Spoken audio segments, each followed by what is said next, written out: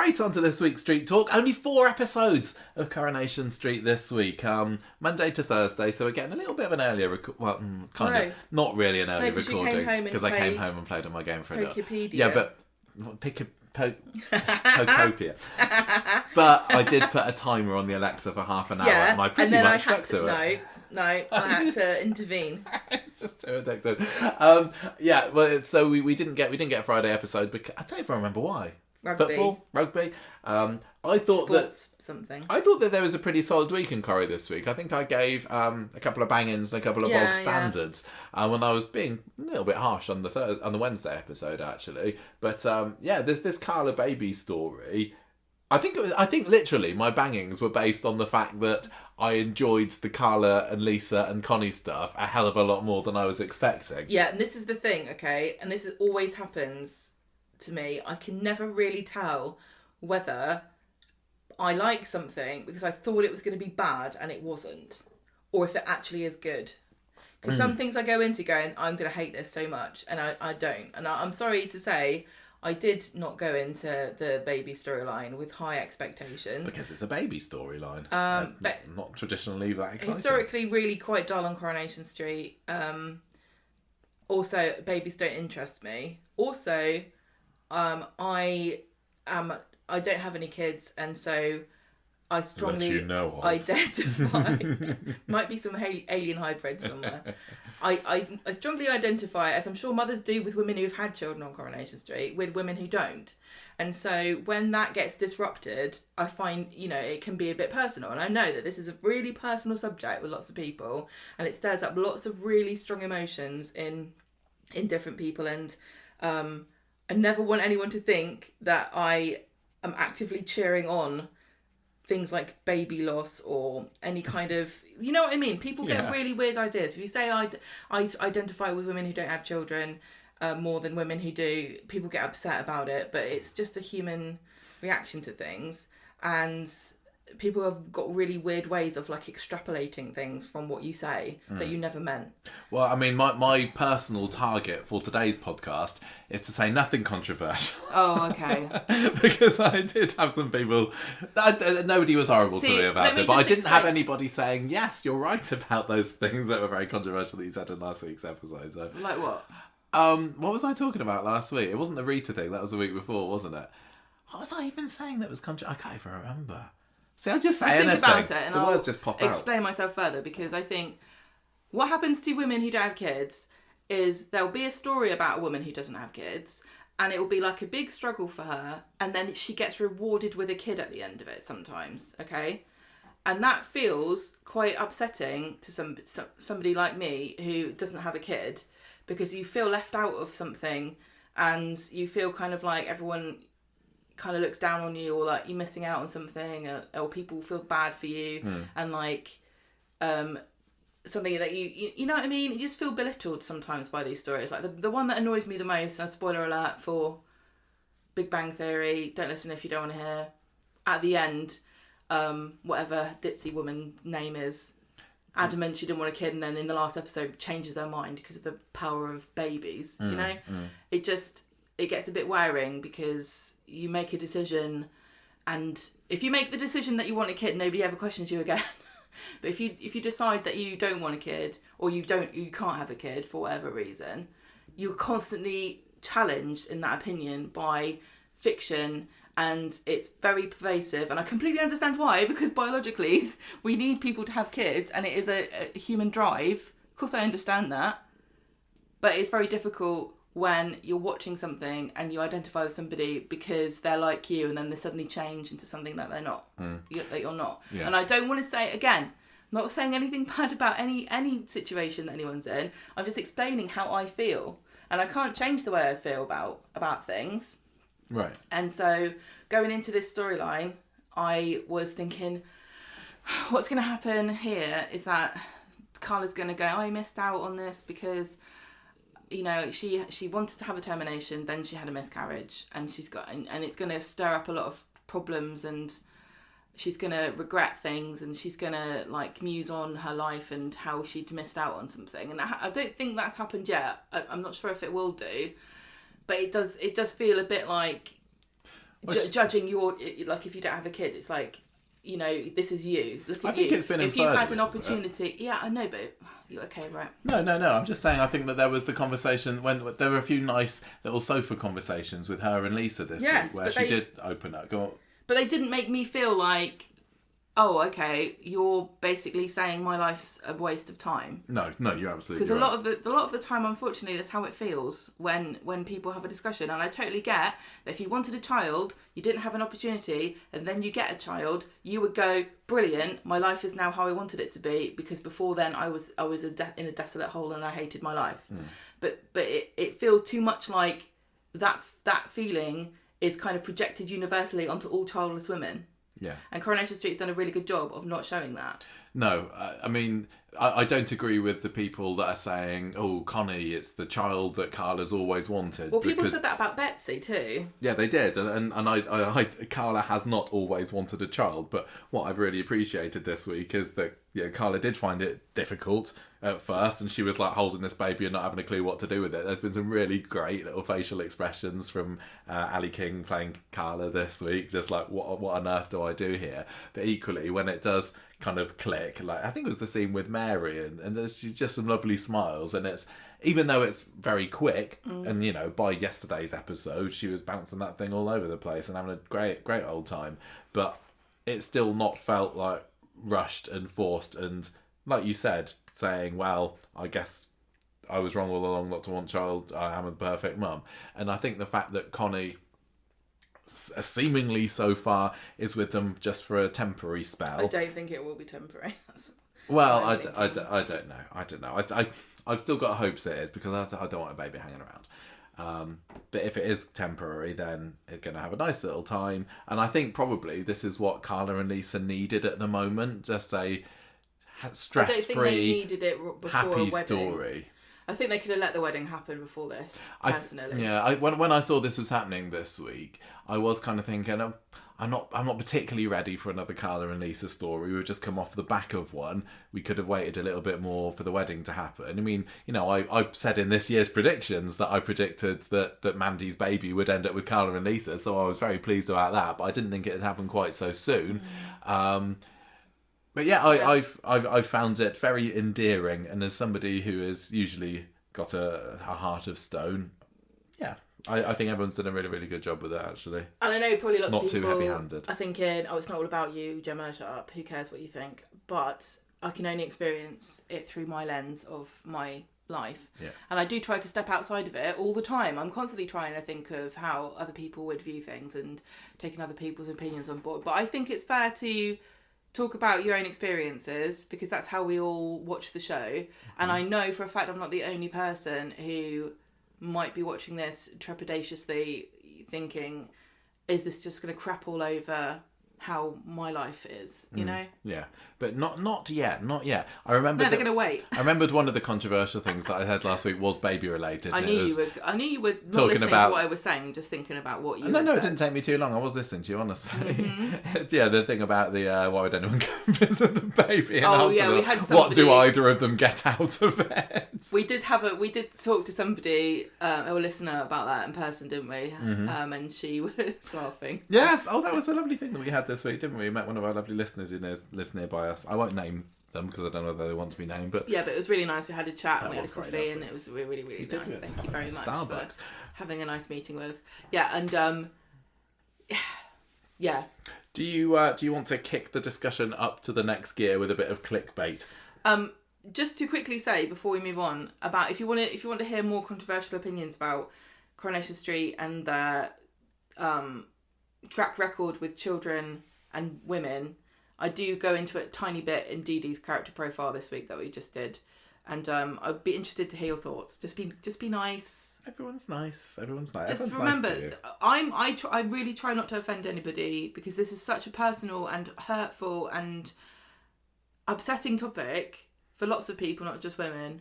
But you know, it really does hit hard, and I know I did get kind of upset with like how carried away people were getting about the idea that they've completed their family, or you know, Carla needs a daughter, or she's always wanted Bets. You know, it kind of feels a bit like you're projecting something that you think onto a character without giving any thought to other people that might.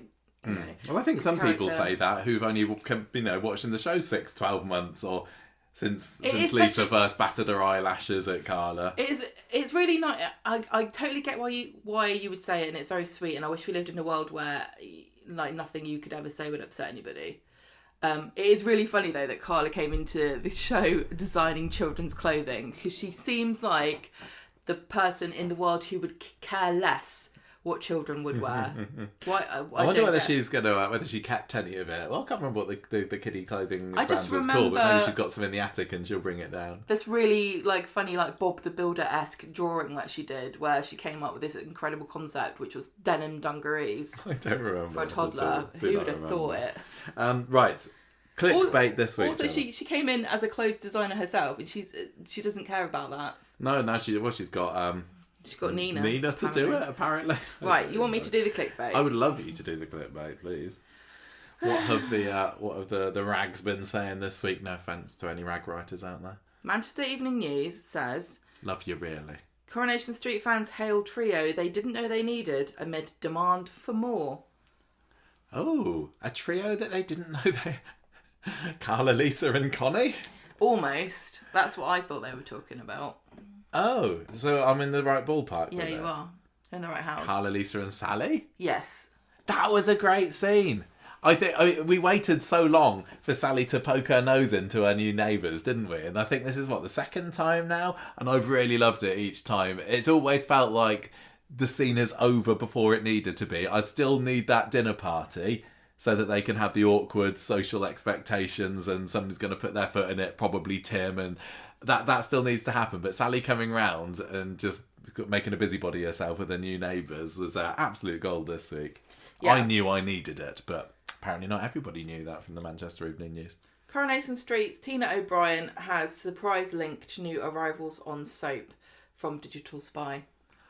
Oh, you would never guess this. Well, I'm guessing that the surprise link may be that they trained in her acting school. Wow, you got it. Ah. Well, no, they put the casting call out, and I think that the drama... Is it the Drama Mob or is it Drama MOB? But she co-founded this company. Yeah. And so they were the ones that I don't know who we're talking about. What do you mean? Who are the new arrivals? Who do you think? Is it the Connies? Yeah. Oh, okay. The Connie Aoife twins. and Erin. Oh, very nice. Very nice. Final one. Coronation Street viewers say it's gone too far as they make Todd and Theo demand Liverpool Echo. I mean, I didn't really read this properly. I'm assuming it's... I've just seen people obvious. Being a bit mad that the stories come back again and when that was the thumbnail on, was it Thursday's episode, Wednesday, I can't remember, people are, oh no, not the Todd and Theo storyline again, it's too dark, it's too harrowing, it's too stressful. Is it just basically along those lines? Yeah, like it's gone on too long. I don't like it. I still don't think so. And when was it they're supposed to be getting married? It must just be a couple of weeks now. It was mid-March. Well, it's the 23rd of March. I don't remember. I'm not sure. But or was it the 23rd of April? 23rd of April is the Swain wedding, but 25th of March, maybe. I don't know. Just say names. But just say dates. It's interesting that since that flash forward episode, I don't think there's been any reference to their imminent nuptials at all, has there? It's almost like they've kind of forgotten about it. But I suppose that's the storyline's not been in it too much, so I'll let them wasn't off. In a flash forward. It wasn't a flash forward scene when he mentioned it. No. It was because that would be a normal thing to do, to get to April and go, should we get married next March? No, it wasn't that. And then you would say, less than a year. That's not enough time. Excellent clickbait. Thank you very much, Jonathan, for sending it in. Let's crack on with synopsising and discussing what went on in Weatherfield this week. And I have got 6 stories for you. A couple of new storyline titles. You look quite like this first one, didn't you? The storyline title for Carla, Lisa and the Baby. At first I was going to go with 3 Women and a Baby in reference to the classic 80s film. There's a ghost in that film. Is there? Yeah. I don't think I've seen it. I think I saw a Little Lady. Debunked. Really? I used to love all those films. Look Who's Talking. Yeah, Look Who's Talking was good. Anyway, this storyline title is called, and here's a maybe Corrie reference for you. Oh, don't believe me, I will say it in the way. Yeah. Swain Ward! Swain Ward. You like won't get that Shane Ward. unless you have been immersed and in Connie British is culture. the ward of the Swains and Connor. Well, not really though. She's a Connor ward, isn't she? Doesn't matter. That doesn't make sense as a storyline pun. We have got the Twisted Sister story coming up next, which is Jodie. Of course, it was the big operation for Harper on Wednesday. What's Mandy's surname? Because it's the baby will be Connie. I don't know. Connie Mandy, won't it? I don't remember. I'm Not sure Connie, we can find out easily enough on Coropedia. Connor.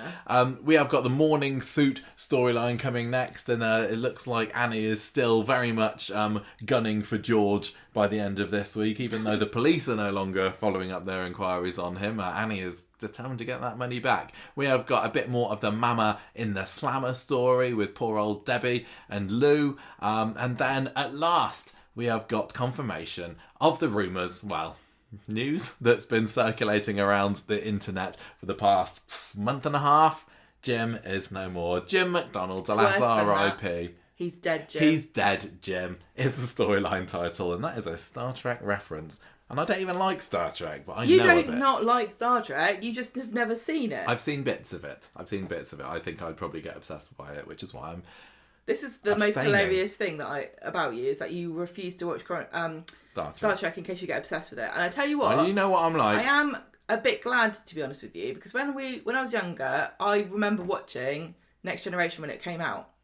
Yeah, that's how old I am, and I loved it so much. I thought it was brilliant. And then they started, Deep Space Nine, and then once I moved out of my parents' house, I didn't have Sky News anymore because I was poor, and so and then they stopped making Star Trek for a bit, and then they had the movies come out, and then everyone got interested. Now they've got a million of new ones, and if you were into Star Trek, we'd have to watch all of them, but I think they're a bit of a slog. That's why it's a good job I'm not into the MCU as well, isn't it? We'd never... Yeah, but I like that. I don't actually know what He's Dead Jim... Is it? Did somebody just say it once, or is this a catchphrase of a certain character? I just know it's a thing. What? It doesn't matter. It doesn't matter. No, you don't need to know. It's just it was. I think I'm pretty sure it was Spock. I can't remember. Who is Jim? Jim Kirk. Oh, okay. Oh yeah, James Kirk. I can't remember whether somebody it was telling Captain Kirk Bones that or somebody Spock. was dead. I think maybe it was from a film. I can't remember one of the movies. Okay. Maybe Spock was dead. I can't remember. But He's Dead Jim is the storyline title for the story of Dead Jim. And then we had a little bit this week of Mal à la tête. Still not recovered. I assume he's still in ICU at the moment, because I don't think we've heard anything about that since Monday.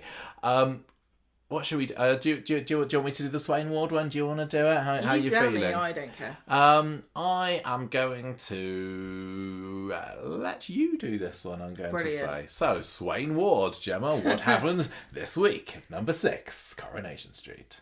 Do you think that Connie is just called Connie, or do you think it's short for Constance or something? I don't know. I mean, I wonder, where was the unimaginativeness?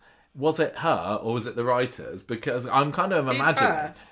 Mandy. I'm kind of imagining that Mandy called her Connie as a reference to her... No, it's not, because he's Rob Donovan, isn't he? So we've got... Oh, yeah. So we could... Connie Donovan? Connie Donovan. No, I don't like that. No, I think that's got quite a ring to it. But if Carla ends up adopting her and she becomes Connie Connor, I don't like the sound of that. Yeah, but it should be Connor-Swain. Or Connie-Swain Connor. Connor-Swain, thank you. Why? Carla's got the legacy here. If I was getting... Right, okay, I don't know if this would ever work, or if this would just complicate everything and nobody would know what the hell was going on, but I kind of would think it would be brilliant if you ever wanted to hyphenate your name, and I did as well, and I had my name first and you had your name first, but we both had hyphenated surnames. I know, I have considered that in the past. Well, you don't get to have my name. You rejected it. No, you won't. I've just Googled this, and it says it's commonly a short name for Constance, but it could also be Cornelia, or Conchita, or Constantine, or Caroline. Who knew? Caroline Connor. Well, we just need to wait for her to get married, and then we'll find out. What went on this week, Gemma? Just given up completely. Can you find out what Mandy's surname is, please? Dingle. Connie Dingle. Corriedale's crossover strikes again. Right, so everyone's fine at the Connor-Swains until the doorbell goes, and Carla answers the door, and there's a baby on the doorstep in a little... Mandy Connie wearing? Yeah. Connie wearing what? Cute little baby grow. She's very cute. This was like the doorstop scene was just classic fiction, wasn't it? How many stories have there been of characters opening the front door and then looking down, the camera's positioned down there, and you get to see right up their noses. Yeah, it wasn't quite baby POV, was it? But it was kind of, Carla looks down into the camera. Well, not really, but... There haven't been too many times that this has happened in Coronation Street in the past. The only one that I can think of is when Jason's... Oh, yeah. Well, which was Holly. actually Charlie Stubbs' Holly baby turned up. But even then, the mum brought the baby and passed her over to Eileen. I don't know whether there's actually been a literal doorstep dump like this has before, which is a really... Yeah, it wasn't really quite... Although it wasn't a proper dump, was it? It was just the woman was across the road.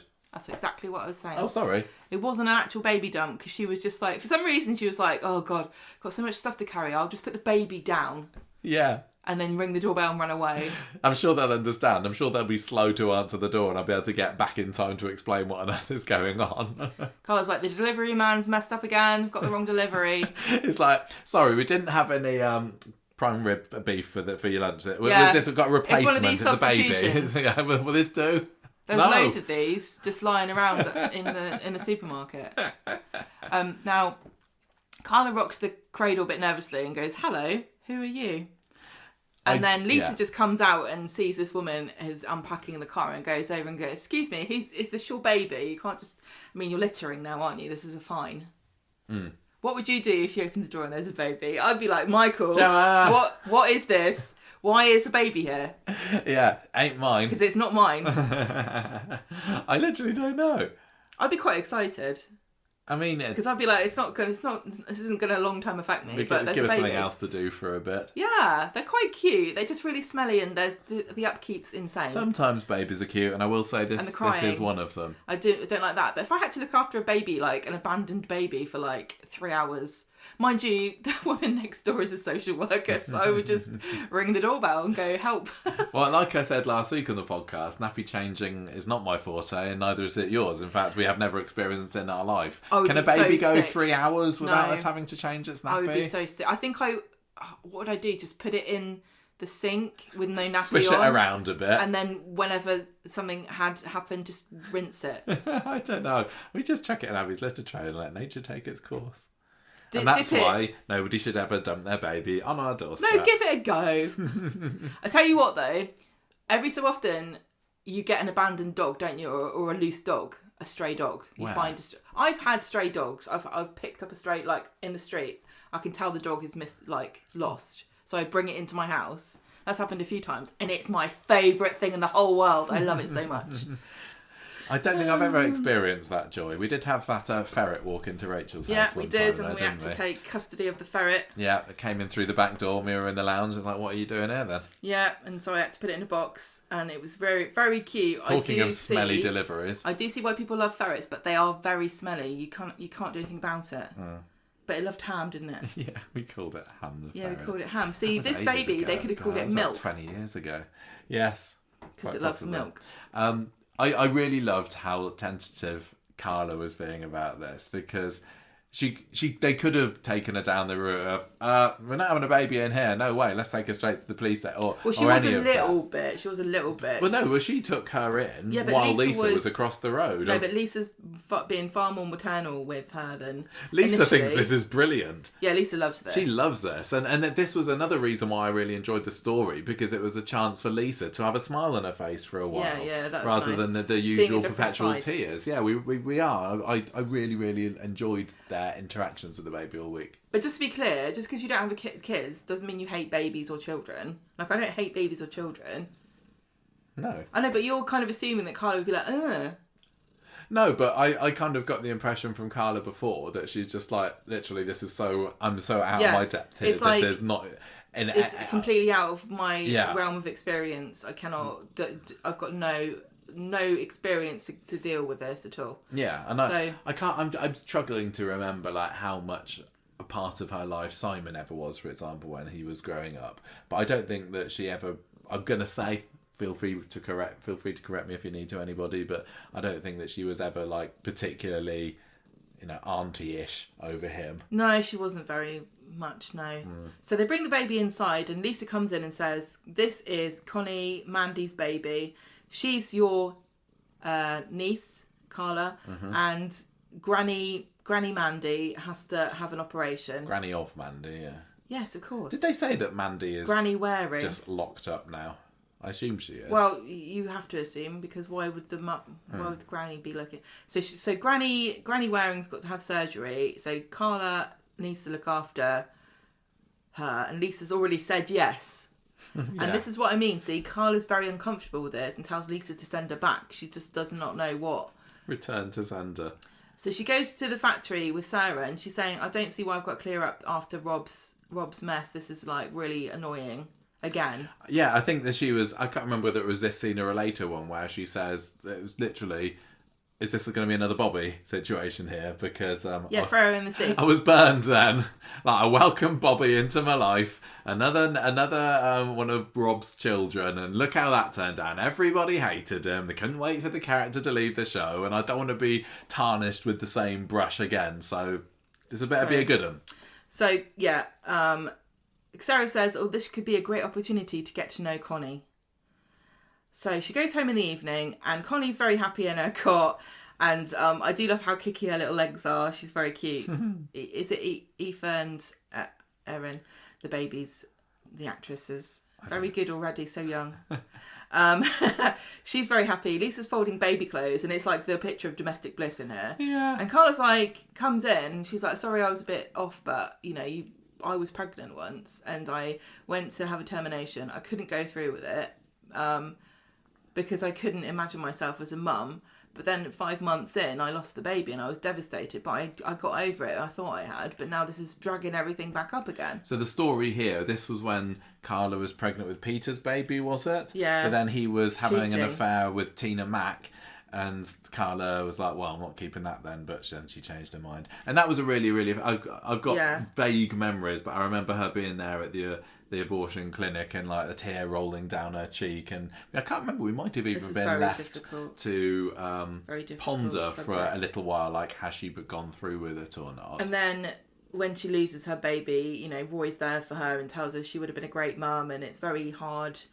And I'm sure everybody listening has their own experiences with horrible things that have stirred up by this, not just Carla, who is a fictional character who didn't actually experience any of this. So she says, I thought I'd let this go, but this is stirring it up. And Lisa says, if you really don't think you can do it, and Carla says, I don't know how to do this. And Lisa says, I'll show you, we can do it together. I think that was one of Carla's biggest worries for herself. Like, she's usually such a confident woman that always seems to know what she's doing with things. And I know she took a bit of a step into the unknown when she got together with Lisa, but she likes to feel like she's in control, doesn't she? And this is... you're not in control when you have a baby. No, I not at all. And this is so far out of her comfort zone. It must be like super uncomfortable. And I know that we shouldn't be, but we're all so influenced by media and like culture. And I do think that a lot of us forget that motherhood kind of gets reinvented continuously by society and culture and the obsessions that they have. So like when we were kids, a lot of American TV shows and movies was all about divorce and women who were trying to be career women and also mums and juggling with it. And so that was kind of like what we were looking at when we were growing up. And so Carla, as a very driven career woman, probably was influenced a little bit by TV and stuff to go, I don't think I can do both. Also, she had a really terrible mother herself, and she's probably thinking, this is an impossible task. Like, you have to be a special sort of woman that I'm not to be able to do this. I can't do it. Yeah, definitely. Yeah, so she's definitely lacks confidence in that area. When you don't have that home life, that happy home life, it must be such a huge black hole of scary. She doesn't have the experience to draw from. I don't want to mess up like I don't want to mess up like my mum did. I don't want to ruin somebody's life. Yeah, but at least, as far as they know at the moment, this is only a temporary thing. I really, what could happen Is it that Granny Mandy is going to have some complications during her surgery? Maybe. I'm really not. I'm not up for Carla and Lisa keeping the baby. Can I just say to anybody who really likes the idea of this? In theory, it sounds really great, okay? But having watched Coronation Street for as long as we both have here, I'm just going to tell you that I feel the same way a little bit about it as I do if they were getting a puppy. Once bitten, twice shy. That's not a it's not a joke about being bitten by a puppy. It just won't happen. It just won't happen the way you think it will. It won't be cute. It won't be fun. It'll just be very tedious, and everything you like about them having a kid will just be churned into boring logistics. And the only time you will really hear about Connie is when they say, "Who's looking after Connie?" Yeah. Connie's with her uncle. Connie's gone to camp. Connie's upstairs. Connie's late. Connie's at football. Connie's doing. It'll be just a really tedious about 10 years where the child hasn't got anything to do. They'll maybe cast a really cute toddler who'll be great in about 5 scenes every year. Which is why I'm kind of more up for this being a short-term story that can hopefully just be very pleasant, fairly drama-free. I'm just saying. If this was over and done with in a month, and we look back and say, do you remember that time when Carla and Lisa were looking after the baby for a bit? That was a nice little side story, wasn't it? Yeah. Over and done with. It was cute. It just won't happen. It just won't be as fun as you think it will be. And I if it would be as fun as you thought it would be, I'd also want it to happen too, because this baby is unexpectedly cute. And we also really love Doran. But look at Doran. He was adorable. Where is he now? Chasing Brian out of the room with the drums. He's barely in it. Yeah.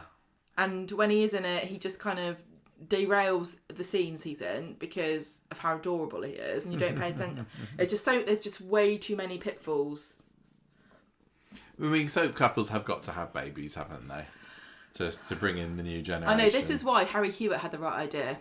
Yeah, ship them off to boarding school. Stick them in an orphanage until they're done. Yeah, exactly. Tuesday. Yeah. I'm just saying. Now, when they get to maybe like David's age, when he first was played by Jack P. Shepherd, or Simon's age when he was played by Alex Bain. Those, they can talk, they're cute, they've got a reason to be in scenes, etc. Better. But Baby just becomes a really difficult logistical filming thing. And you also staring down, I'm just going to say to Swallow fans, the possibility that they keep Connie as a regular, and then you just don't see Carla and Lisa again for ages because they're looking after the baby, or they're busy with the baby, because these actresses have to have a break.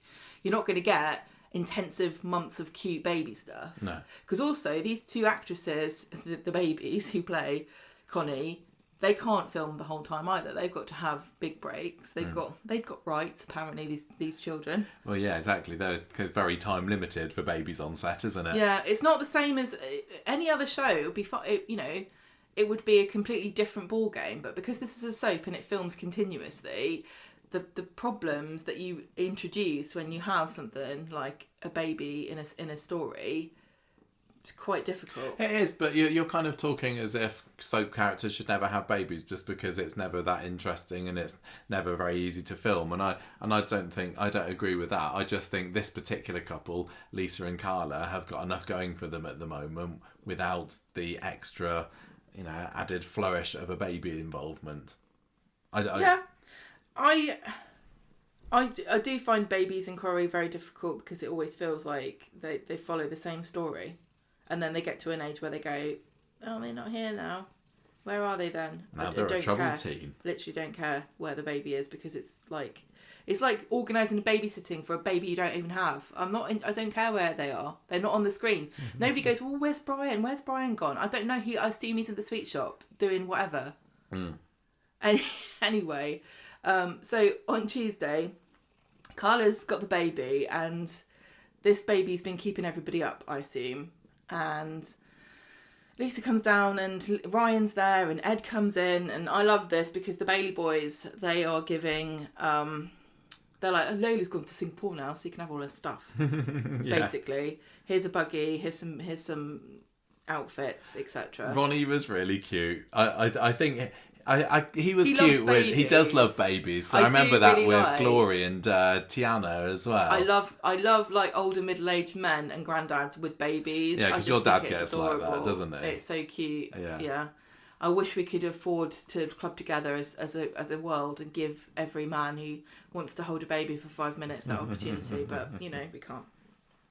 At the cafe later, Ronnie gives baby clothes to Carla from Layla, and then she gets a phone call from Sarah. She's got to go into work, and I don't remember what that's about. I can't remember whether there's much. I think she's it basically is exactly a career woman and a baby. How can I be a world-class knicker boss, but also having a baby on my lap at the same time? Can't do it.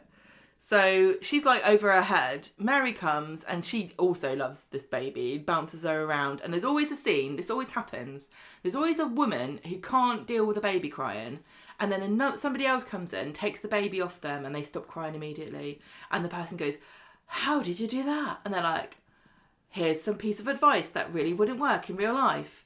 And then they go, "Wow, you're amazing." And they say, "Just do the advice I told you." And they do the advice and it works. You just have to reach around the back of their neck and flick the off switch. Yeah. Simple as that. All babies have got this special switch. So she gives the baby back and Connie is like, "Wow, you know how to do it now." Yeah, this was the cue. I really love Ali's expressions in this scene. Just a little triumph, relieved / triumphant smile that she gives when it starts to click with her. Yeah. It's the sort of look that we don't really ever see with Carla. I know, but see, this is the thing, like, it's unlocking some special part that she would never have had if she hadn't had a baby. And I get that's probably true. But it didn't come across as being... really tiresome. It didn't come across as being, no, Carla wouldn't do that. It was just like true. A little barrier being broken down that she's erected for herself, around herself, for the entirety of her life. Yep. I just wish that men experienced some of this. What do you mean? Well, like, you don't... What have you ever thought about any of this? Like, you have no pressures on you. Nobody talks to you about any of this stuff. Nobody has expectations. Nobody, like... Well, people want men to be dads. I know mummage is more of a thing, and it's like, when do you want to be a mum? But... No, I know, but you don't have any deep... You're not thinking any deeply about this, are you, really? Or, like... thinking of yourself as Carla, or like, what would I do, or how do I feel about this? No, I just pass her on to you, to be honest. No, I know what you mean. I don't have any deep. What are men's deep thoughts about? What are they about? Football, cars, beer. I'm not being dismissive, because we have had some like very important men's mental health storylines on Coronation Street, and I really do like the scenes where we have men and their friends. And, Tim and Steve go on a fishing trip. Yeah, that was really good. I like that kind of stuff. But we don't. When was the last time a man confronted parenthood? I don't know. Was it James? Yeah, I guess so. But we didn't even see it from his perspective. It was really he was the kind of the block for. Well, he doted on Layla straight away, didn't he? I know, but we haven't heard a sort of peep out of him since. If it was a consistent storyline about his struggle for fatherhood, he would have said a word. Now he's offloading Layla's stuff. I noticed it wasn't actually him though. Maybe he's probably in the Bailey house and Michael and Ed are just ripping things out of his hands. No, it's the only memory I've got of her still. I know, but you know what I mean. Like he even just went, "Oh, I was mad about you going to Singapore, but I'm over it. Yeah. Bye, Dee Dee and Layla. See you later." It doesn't feel like an authentic examination of a man's true, yearning for. It kind of feels like maybe she should have gone to Singapore because you don't seem that invested at all. You should be a bit more invested. He's used to it. It's just like a transfer. Football transfer. He's been picked up by. But Layla's been transferred to Singapore. By the Bolton Wanderers from. Oh well, maybe one day I'll get to play there. Exactly. So on Wednesday, Lisa, I swear that Lisa is the character on Coronation Street who has the lowest stakes illnesses, she's always got a sniffle or a sneeze or something. She doesn't always, but she has it more than anyone else, because I think that they like making her look cute with her little dressing gown and sneezing and just got a little sneeze and looking a bit sleepy and dozy, and all the Swallow fans are like, look how cute she is. I don't know. I can't remember how long it was since the first major Swain sneezing session, but was this a reaction to that? It's like, oh, they loved it when Lisa sneezed that time. Now we've got to make her do it again. Hiccuping as well. All sorts of bodily functions. She can do anything. Yeah. Should hear her fart. She's great. She can do it on cue. She can do it with her armpits. That became so talented. Anyway, yeah, she's sneezing, and but Connie's got a sniffle, and it seems as though she's caught it, and by the next day she's sick. I can't remember, but Carla very, very sweet and funnily sits down to watch an interior design show with Connie because they've got colours and shapes in it, which I thought was funny. Lisa comes home at lunchtime and they're talking about nappies because Carla's like, she should change her, and Lisa's like, oh, I'm going back to work. And then she says, Lisa just seems to be loving the whole thing. Why wouldn't you? But she's so in love with having this baby in the house, and it's lit her up so much. I'm surprised she just isn't wanting to be up to her elbows in baby poo, because it's all just part of the experience. If Connie doesn't stay, do you think they would talk about adopting a baby or something? I suppose it could go down that route, but I'd probably rather it was Connie than just another fostering or adoption storyline. She just seems really... It's not too late for Carla. They're both 50. Yeah. Aren't they? Yeah. Not too late for Carla what? To be a mum. And 50... It feels a bit... little bit geriatric in the medical sense. My mum was 30 and she was a geriatric mother. Yeah, but... I mean, they used that word for Shona, didn't they, when she was pregnant? Yeah, I think they've moved the goalposts a little bit. I can't tell at the moment whether they'll be able to resist that temptation to put a baby there. It's going to cause, if Carla's going to be, knocking 70 by the time the kid goes to university. Not get into it, because this is such a fraught subject. Because women get judged enough as it is, like too early, too late, but you're going to be this old when the baby's born, you're too old to have a baby, you're too young to have a baby. But there's never been a character in Coronation Street before this old to have a new baby, is there? As far as I remember, because they had the pregnancy storyline with Erica when she was pregnant with Nick, and then that had the potential to be interesting. We probably thought it was going to be boring. No, at the time, I thought it was interesting, but that obviously never worked. So this could be breaking new ground for Coronation Street. It's a good way to explore topics to do with parents who are choosing to have children older in life, and lots of people criticise them and say, you're it's really selfish because like you said, you'll be 70 when they're at university. I think it's down to everybody individually, and nobody who has a baby at that age is unaware of maths. Like, exactly what Carla's got a good business brain for that. She knows numbers. People live longer now. We know by Betsy's noise cancelling headphones that Carla still has a lot of energy in her as well.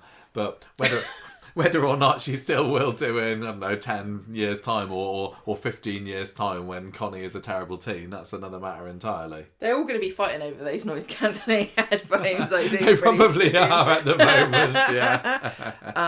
Oh, bless. How could you... honestly, this baby is, such a nice baby.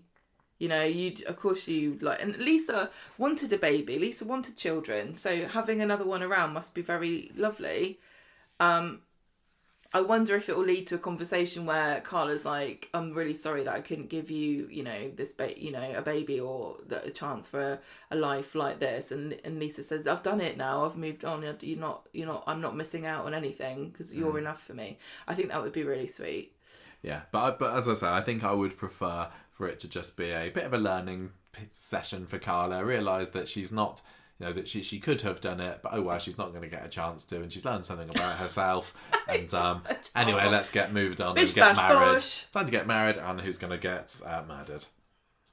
Maybe it's Connie. Maybe it's the baby. You can't say that. People will get really mad at us. Maybe Connie's the killer.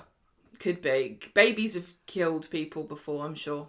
Oh, well, we've all seen Who Shot Mr. Burns. I know it didn't kill him, but he was close. Exactly. Right, so, so this is when she says, I didn't do a lot of that stuff. It was always, I can't say her name. It's Becky. Oh, and Carla says, look, you can talk about her. She's part of your life, whether you like it or not. And then Lisa says, oh, you can name all your exes if you like, or do we have to book out a weekend? And then they just basically,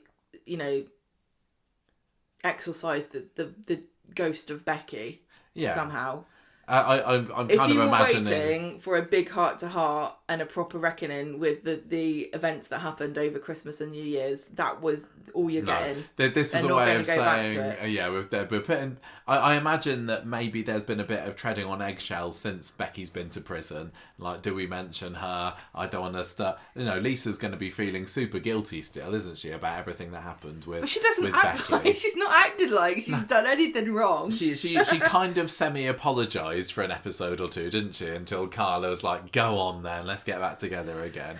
But yeah, I imagine that it might have been a bit awkward because Lisa could have been thinking, if I mention Becky again, Carla could say, "Look, I thought we had this woman out of our life. Stop bringing her up." Or she might remember that she was kidnapped. And she's probably forgotten completely by now. You're trying to bring it up again. When was it? Wednesday or Thursday? They made the joke about. She said, kidnap. "Yeah." It's so weird. It's like, is it really that? It's so soon that you can laugh about it. Well, it is if you've had it 3 times in a year. This is why it's really hard. Coronation Street makes life so difficult because like, how can you really take it seriously and invest emotionally in something and really like give your you let yourself be vulnerable with a television show like this. Like, you invest in what they ask you to emotionally and give yourself to a story, and then they're like, do you remember when I got kidnapped? Well, it was a little bit like that scene with Tim, Ben and Steve as well. The Dead Dads Club, wasn't it? And like, well, my dad's dead. Oh, how did my dad fell down the stairs and my dad fell off a roof. But I think that seems realistic, and it's been a long time since that happened, I guess so. Yeah. And like we make horrible jokes about things that are really tragic between ourselves. Yeah, I know. But I think it's a bit soon to be cracking jokes about not having a bath on Christmas Eve because you were kidnapped. True. Anyway, so they're fine about Becky now, so just stop asking about it, all right? On Thursday, they're all tired. Do you think that Becky's going to be killed? Are we still going down that path, or is it literally... They're just going to forget. They don't care. They don't care about it. They're not going to be bothered about it. And I will say one other thing before we move on from Becky, is that maybe there will be a time that Coronation Street gives them an episode to properly talk about it, but it's not going to be anytime soon, and it's going to have to be...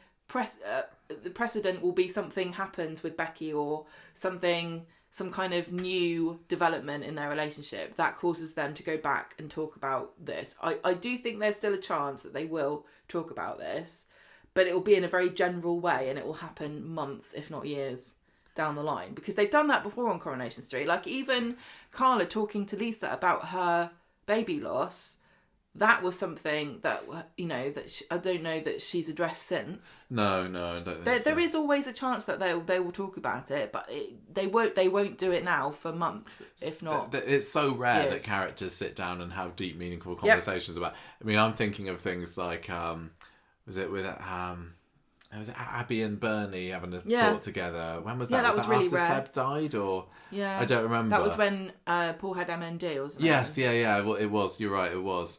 And then it was kind of plot developmental. It has to be. That's what I mean. Plot reasoning. That's why they're having this conversation. They're not just going to have a sit down chat about it. Yeah, that's what I mean. That's why they wouldn't.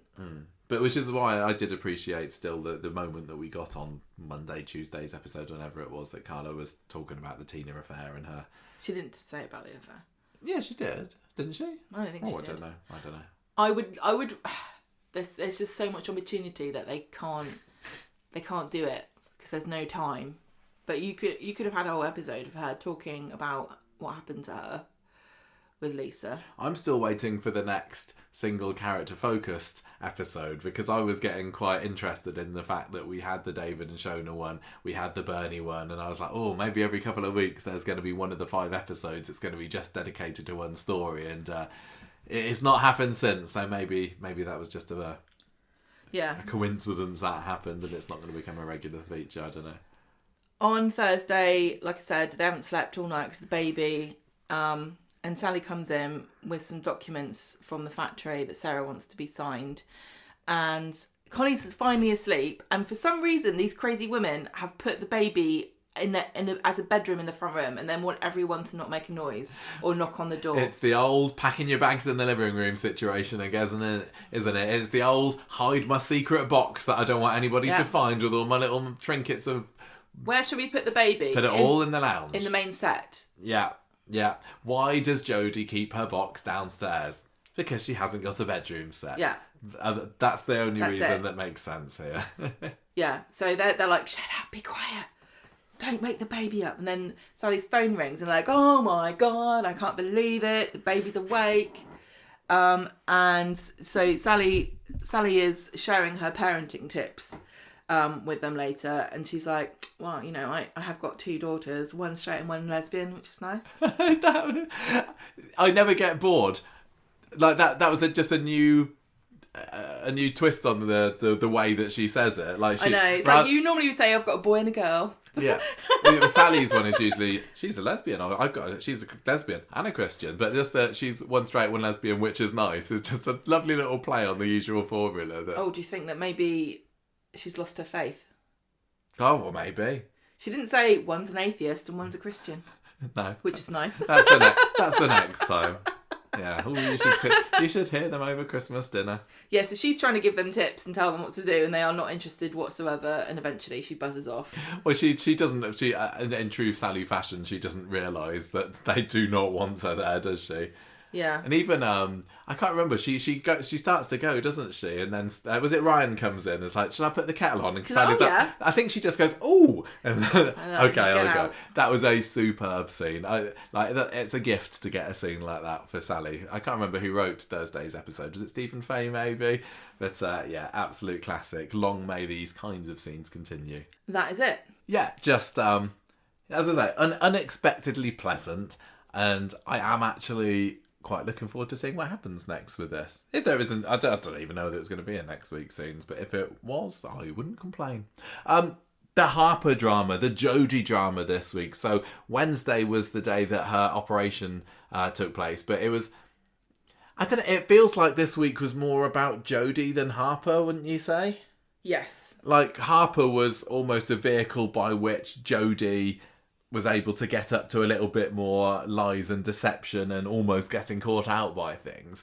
And although, as expected, Jack P. Shepherd and Julia Goulding's performances were brilliant on Wednesday, I did say on the short, and I still stick with this, that I don't think my heart was wrenched quite as much as I expected it to be. It wasn't like mega harrowing, edge of your seat, is everything going to be okay? Oh no, something's going wrong. I didn't particularly get that from Wednesday's episode.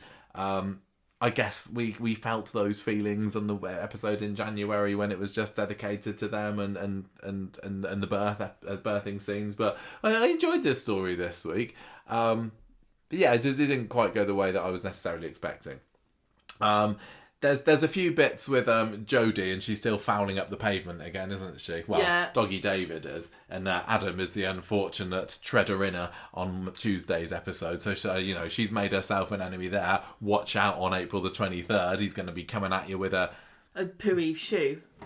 I was going to say just wielding a massive caber to smack around the face with and knock her into next week.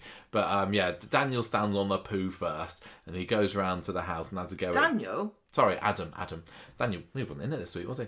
Adam comes into the house and has a go at Jodie, and Shona's like, look, Adam, I haven't got time for this. Sod off. My daughter's having an operation tomorrow, actually. I haven't got time for you talking about stepping in big piles of poo. And he's like, skulks off. Yeah, he kind of skulks off, quite ashamed that they're going through something fairly major at the Platt household. So if Daniel stepped in Doggy David poo, he would probably beat the dog to death with his textbooks, Because we know how, reasonably he reacts to any kind of so certain things do trigger him, don't they? Yeah. Throw him down the stairs. Yeah, kick him off the pavement.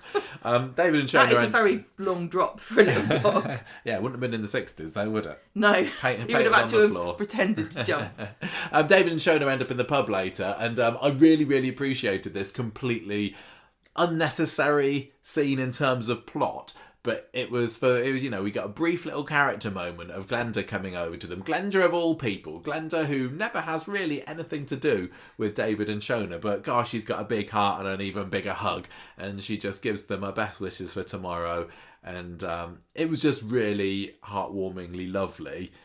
And more the kind of thing that I want to see a bit more of in Coronation Street. Just other characters interacting with each other and showing a bit of humanity towards them rather than just, their inconveniences to my plot line. So, yeah, thumbs up from me for that one. Wednesday, though, that's your big day. So it starts off with Shona and David in hospital. And they've had a message from the lovely Dr. Harper, haven't they? Yeah. He's back down in Devon again or wherever it is. Don't ruin the baby I got for you. Shona's gonna send him a pie because apparently we don't have them down south, and I don't know whether you want to take this opportunity to share your thoughts about this scene, Gemma. Cheese and onion, I've never heard of it. Was it on the end of Tuesday's episode where David's a bit ratted off that Shona's just brought home the leftover pie, or was it Jodie? I can't remember from the cafe. But National Pie Week this week. I wonder whether they knew that when they were writing it. Unlikely. But apparently Dr. Harper says that we don't have pies like Roy's cheese and onion pie down south. To be fair, I don't know when the last time I had a cheese and onion pie was. Why would you have a cheese and onion pie when you can have a Cornish pasty? I really like... if I had a choice... I know, you like them, don't you? If I had a choice between cheese and onion pasty and Cornish pasty, I would go with cheese and onion. Well, pasties and pies are different, and obviously pasties are superior to pies. I don't know whether I've had a cheese and onion pie actually in my life. Is it because we don't have them here? We don't have them here, and Harper's right all along. I don't know, but I am a pie fan, so maybe we need to track one of those down. Anyway, David gives Shona want a pie now. David gives Shona a big hug. She's starting to have a bit of a wobble. Understandable. Meanwhile, back at the Platts, you got whole of the rest of the family there. Nick's even got Gail on the phone telling her all about the risks of the surgery, which is a very mummish thing to want to know, I suppose. Everyone was saying like, she don't they have Google in France? Can't she look this up on herself? I can just imagine this is Gail we're talking hasn't realised that you need to change, because it does suddenly start... It knows where you are. So she probably is getting everything in French. But she doesn't know to change. She's probably like, Google's French now. I can't talk to it. So I think, Gail worked as a receptionist at the medical centre for all these years, hasn't she? So she's maybe just got a little bit more of an interest in all things medical. And she just wants to know that her granddaughter's going to be okay. Of course she does. Yeah, it's not a professional interest she's taking. No, but it's all the details. I don't know. She's like, normally grandmas wouldn't ask this, but because I used to work in a doctor's surgery, just interested in the risks. It seemed to be being done for comedy purposes anyway. The rest of the family there, so you got Bethany's there. Artoya has become a honorary Platt for the day, hasn't she? And she's just loving it. They're all realising that maybe when David and Shona said they didn't want them to go down to the hospital, maybe that they did want them there. So they all pile up into their cars and head off down to the hospital. David, meanwhile, is pacing the floor. Shona just wants to sit and wait patiently. Harper's under the knife by this point. This must be the most horrible thing ever. Just the agony of wait, and you don't know how it's going to go. This poor baby, so tiny. Yeah, and it was a massive old lump on her neck, wasn't it? It wasn't just like, really let's get this little polyp off or anything. This is like removing a football. They made the model, didn't they? And they wouldn't normally... In the past, they haven't done stuff. They've had, babies that have had problems, and they haven't shown... You don't expect to see it, do you? Because I think it's mostly a budget thing. It's usually like, and here's a bundle of clothes, or, Sometimes. blankets. I remember when Abby gave birth to Alfie. I'm pretty sure recent. They had... Yeah, I suppose so. But he was premature, wasn't he? And I think they had a little... a little wobbly jelly-like thing for him as well. Maybe Michelle. Yeah, and Rory. Did Rory appear on screen? I don't remember. I'm not sure. But anyway, we did get to see a bit of little bit of what's her name, Harper, didn't we? Not too much of a close-up before we start realising that the fingers are attached together and stuff. What are you talking about? Well, I'm just saying that I don't know whether the baby Harper model's fingers separated. Because, Oh, I know what you're talking about, but you sound very weird what you're saying. Oh, it's fine. Because you thought it was it's obviously a model and you weren't sure they modelled it properly, is what you're saying. Well, I'm just saying that maybe they did it on the cheap. Because you're not expecting to get many close-ups of it. No, I know. Fun fact, everybody, in the Coronation Street Pops department, there is a drawer of babies. And they have very many, very anatomically correct and quite harrowing babies of different sizes in drawers. All shapes, sizes, colours, all sorts. Yeah, they're all there. Along with Sally's, that heart in a box that Sally got that time. Yeah, exactly. Yeah. Right, so anyway, the rest of the clans show up. Toya's there with her sandwich, isn't she? Her paninas. She's made...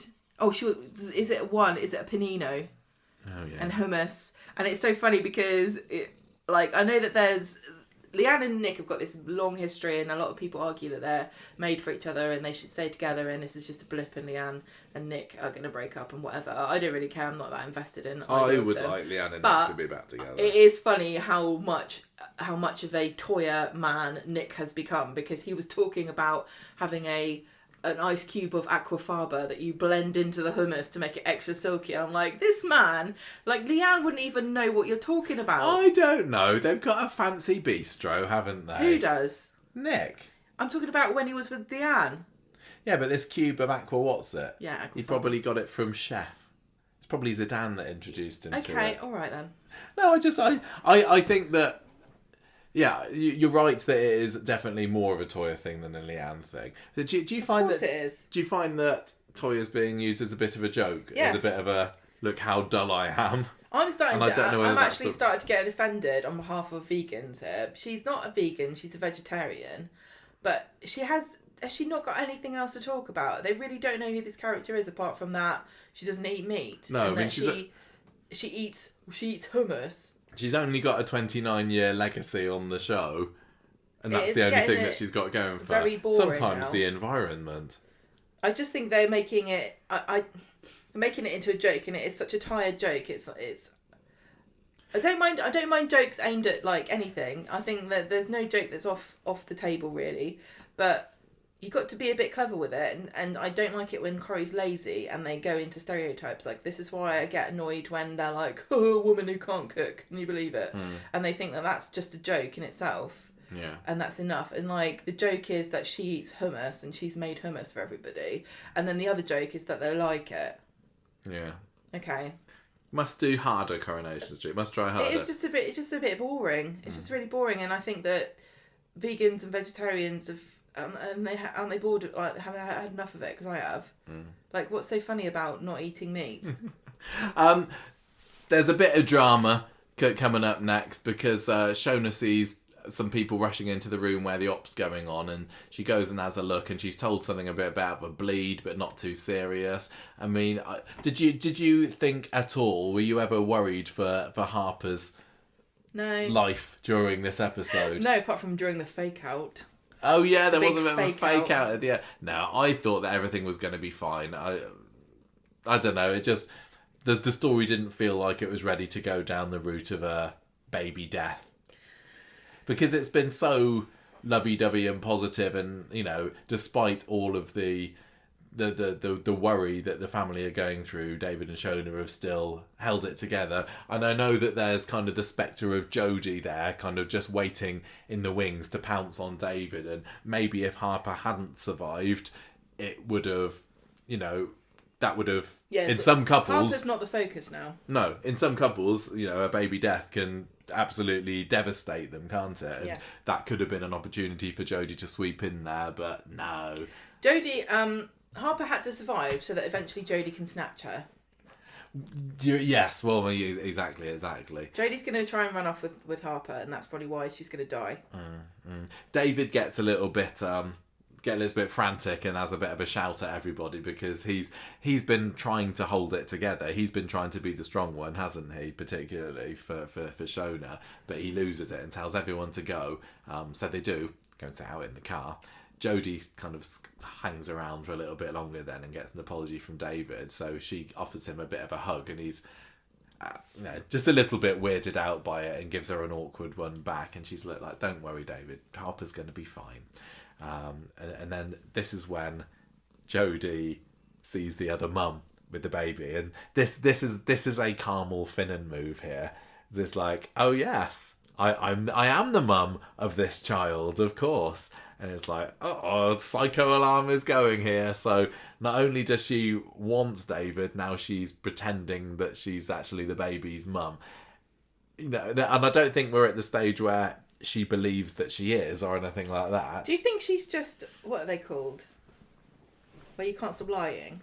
Yeah, a pathological liar. Yeah, do you think she is? And kleptomaniac, and she doesn't have her head screwed on, roughly. They even talk about that later, don't they? When Shona finds out, and then Jodie makes out this other woman is lying. And they're like, oh, psycho, we can't stop lying. Yeah, and Jodie kind of does. She's smart enough to know that when when Shona's saying, oh yeah, some people, they're weird about things like that, Jodie knows that she is also like that, doesn't she? Yeah, she's like, that was close. So she's not so mentally unstable that she doesn't realise what she's doing. She doesn't believe her own lies. No. That's so interesting. See, pathological liar seems to me to be one of those things that we all learned about in the 90s that all turn out to be completely not true, and it's a mischaracterization, and like how everybody thought schizophrenia was I hear voices, and it's not at all that at all. That used to be the established thing, and then everyone's hopefully has moved on from that. Yeah. But pathological lying, is that actually a real thing? Or is it just a work of fiction? I really don't know. I really, really don't know. But that seems to be where they're going to for Jodie. I am still kind of intrigued by her. I don't know whether the story's moving just that little bit too slowly for me, but yeah, we're still very much at the stage like we don't really know who the true Jodie is, do we? No. We're piecing together ideas about her. Oh, go on. Pathological lying, also known as pseudologica fantastica. That's a great Latin name. Apparently it's still like... it says there's an ongoing debate about whether it should be classified as a distinct disorder or viewed as a symptom of other underlying conditions. It does make me wonder, after this bit of the storyline is over, is Jodie going to go down the classic Corrie road to recovery, and before long she's going to be a beloved member of the community, or is this so deeply entrenched within her, this part of her personality, that there's no coming back from it? Is there like a way to overcome this or something? I don't know. Anyway, Harper's fine. I didn't like that scene where David and Shona are nearly falling asleep, and then a bloke, I think it was, comes out of the operating theatre and he's looking all morose, and David and Shona stand up to hear the news, and then it fades to them walking out of the hospital. It was like you say, you called it a fake out, didn't you? It was so weird. It's like, oh no, everything's not going well. Oh no, it's fine. It was like a double fake out, because the surgeon comes out and he looks devastated, and then they stand up and don't say anything, and then they walk out dejectedly. And then everyone comes running out the cars, going, "What happened?" And they're like, "She's fine." Yeah, it like, was. I would get so. I'm sorry, but I would throttle them, both of them, if I'd sat there in a cold car park waiting to find out if this poor baby has lived through an operation, and they for a second made me think that she died. I'd be so cross. I think that a scene where we saw that they'd been told, and we saw the relief, and we saw the tears, and I think that probably would have hit better than what we got. This is probably why you came away with it feeling like there wasn't an emotional connection. It's a bonkers decision to have taken the emotional peak, the climax of this story that's been going on for months, and turn it into a little silly joke. The sort of thing that they do when somebody's had a driving test. Well, it was also a little bit like, you get the scenes where Corrie children have to be told that their parent has died because, that always happens. But they often won't show the scene. They'll have the dad sitting down, because it usually is the dad, isn't it? 'Cause the mum's dead. The dad sitting down there next to the kid saying, "Here, look, I've got something to tell you." Yeah. And then it cuts away because the little kid doesn't have the acting chops to really emote in a suitable way. It kind of was a bit like that. But it's like they didn't trust I think anybody. Jack and Jules could have managed it. They didn't trust anybody in that scene. Like a single person who've been in this show for the combined, like, over a century. This lot have been in Coronation Street. These are like some of the corest characters you could get, and they were like, nah, let's do a fake out. Why do it? Let's have a nighttime scene outside the hospital. Why rob the story of the most emotional moment they could have had? I mean, the story has had plenty of emotional moments. They thought we would go, oh my god, I thought she was dead, but she's not. I'm so relieved. No, it didn't work out like that at all for me. What it brings back to mind... Did it work for you guys? Yeah, maybe it's just us being picky. But what it brought back to mind for me was the moment that Ollie dies and Leanne is there next to the hospital bed, and I can't remember exactly how it worked or how it went, but when she agrees, let's turn the life support machine off, and then it kind of cut to her arriving back on the street and it was dark, and that was obviously different because the worst thing imaginable had happened. Yeah. But yeah, it kind of felt like that. I don't know. Don't want to split hairs any longer. It was just a really weird decision. Yeah. End of the episode, you have David standing in the room, and I think Shona's there for a bit, and she blobs off, and then you see Jodie is still loitering around the hospital, looking through the little porthole in the door, just being a little bit of a Costello lurker back there, isn't she? So strange. Thursday, they're all at the hospital still. David, Shona, Jodie. She hasn't left. None of them have left. No. Well, I mean, Nick and Toya and Bethany have gone, haven't they? But that's what I mean. Joda, Shona, and Devi. Yeah, and Jodie is still very competently pulling the wool over Shona's eyes, because there's been a few kind of moments when Shona's kind of looked over at Jodie and was like, "Oh, thank you. I really appreciate you." Kind of genuine. "I'm really glad that you're here, sis." And it just makes me like, "Oh, Jodie, what are you up to? What are you going to try and do here?" I tell her to bog off. Shona does admit to David that it's a little bit odd that Jodie stayed overnight, but she's still she doesn't get particularly suspicious, does she? I don't think. What are they there for, Michael? Why don't they go home? Why don't they just go exactly. home? It's fine now. Just go home. Come back. No need to come be back there. in a week or something when she's up. Anyway. The big development on Thursday in this story, and I did think that on the whole Thursday's episode of Corrie was fairly uneventful, but we did have Lily uncovering Jodie's secret box when she's scouring the lounge for homework. Was it? I think, yeah. How does anyone lose anything in that house? There's nothing in it. I know. It's one of the tidiest houses I've ever seen. Who'd have thought that Gail was just the one that was messing it up all the time? Yeah, Gail's bad decor decisions was a black hole. It's like when when you tidy your room when you're a kid and your mum says, "No, I want it to stay like this because look how lovely it is." And with them, it's like, the house is burnt down now. Yeah. We're going to keep it tidy, okay? No more fires, no more mess. Because really, it was the mess that caught on fire. Exactly. Anyway. She opens this box and finds Bernie's photo inside and Brian's book. Yeah. So it was Jodie who stole the book, and I was convinced it was Lily beforehand. But anyway, she doesn't tell Bethany about it. We do see later on in the episode that she thinks this is really weird that you've got it. But for the moment, she wants to keep this under her hat so she can confront Jodie about it herself. Jodie very cannily has made Lily into her ally. Well, luckily, if she hadn't, been game over for her by this point. Yeah. Anyway, Jodie spots this woman from yesterday in the hospital when she and David and Shona are walking along. She's and she oh my God. darts out of the way before she can have this conversation with a woman who thinks that who thinks that Jodie's the mum. But unfortunately, she bumps into her again at the hospital later, and the woman's like, "Oh, how's Harper doing?" And Jodie starts rattling off about how worried she is about her daughter, which Shona overhears. And I thought, for just a minute, I thought, this has got to be the end. This has got to be the moment where Shona goes, what on earth are you doing? But no, the story's not ready for that to happen yet. I also really Shona falls for a story, hook, line and sinker. Yeah, but I also really liked Shona's reaction, because it would have been really tempting, because this is a soap, to have Shona lurk and listen and look confused and then not say anything for a week. Yes. But because this is Shona and she's very blunt, and she's the big sister, so she's probably used to bossing Jodie about and telling her what for.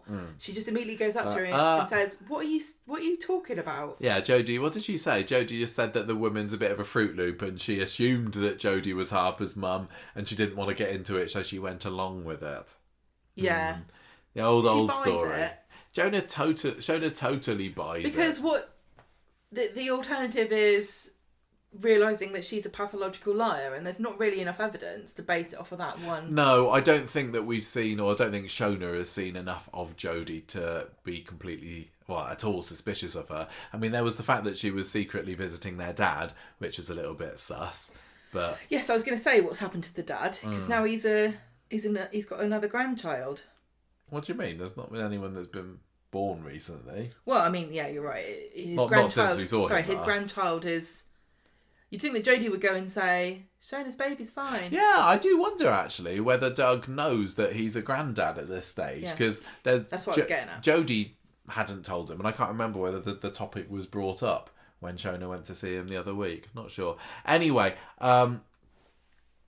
David and Shona start getting a little bit lovey-dovey later at the hospital, and they're all just very thrilled that everything's gone okay. And they're all draping each other all over each other. I just love it. This is probably the best couple on Corrie. Oh, I think, I really, as far as a real feeling. They feel totally real and natural and suited to each other. Mega chemistry. I really love George and Christina, but if you told me they were just really good mates, I'd also believe that too, because there's no romantic kind of.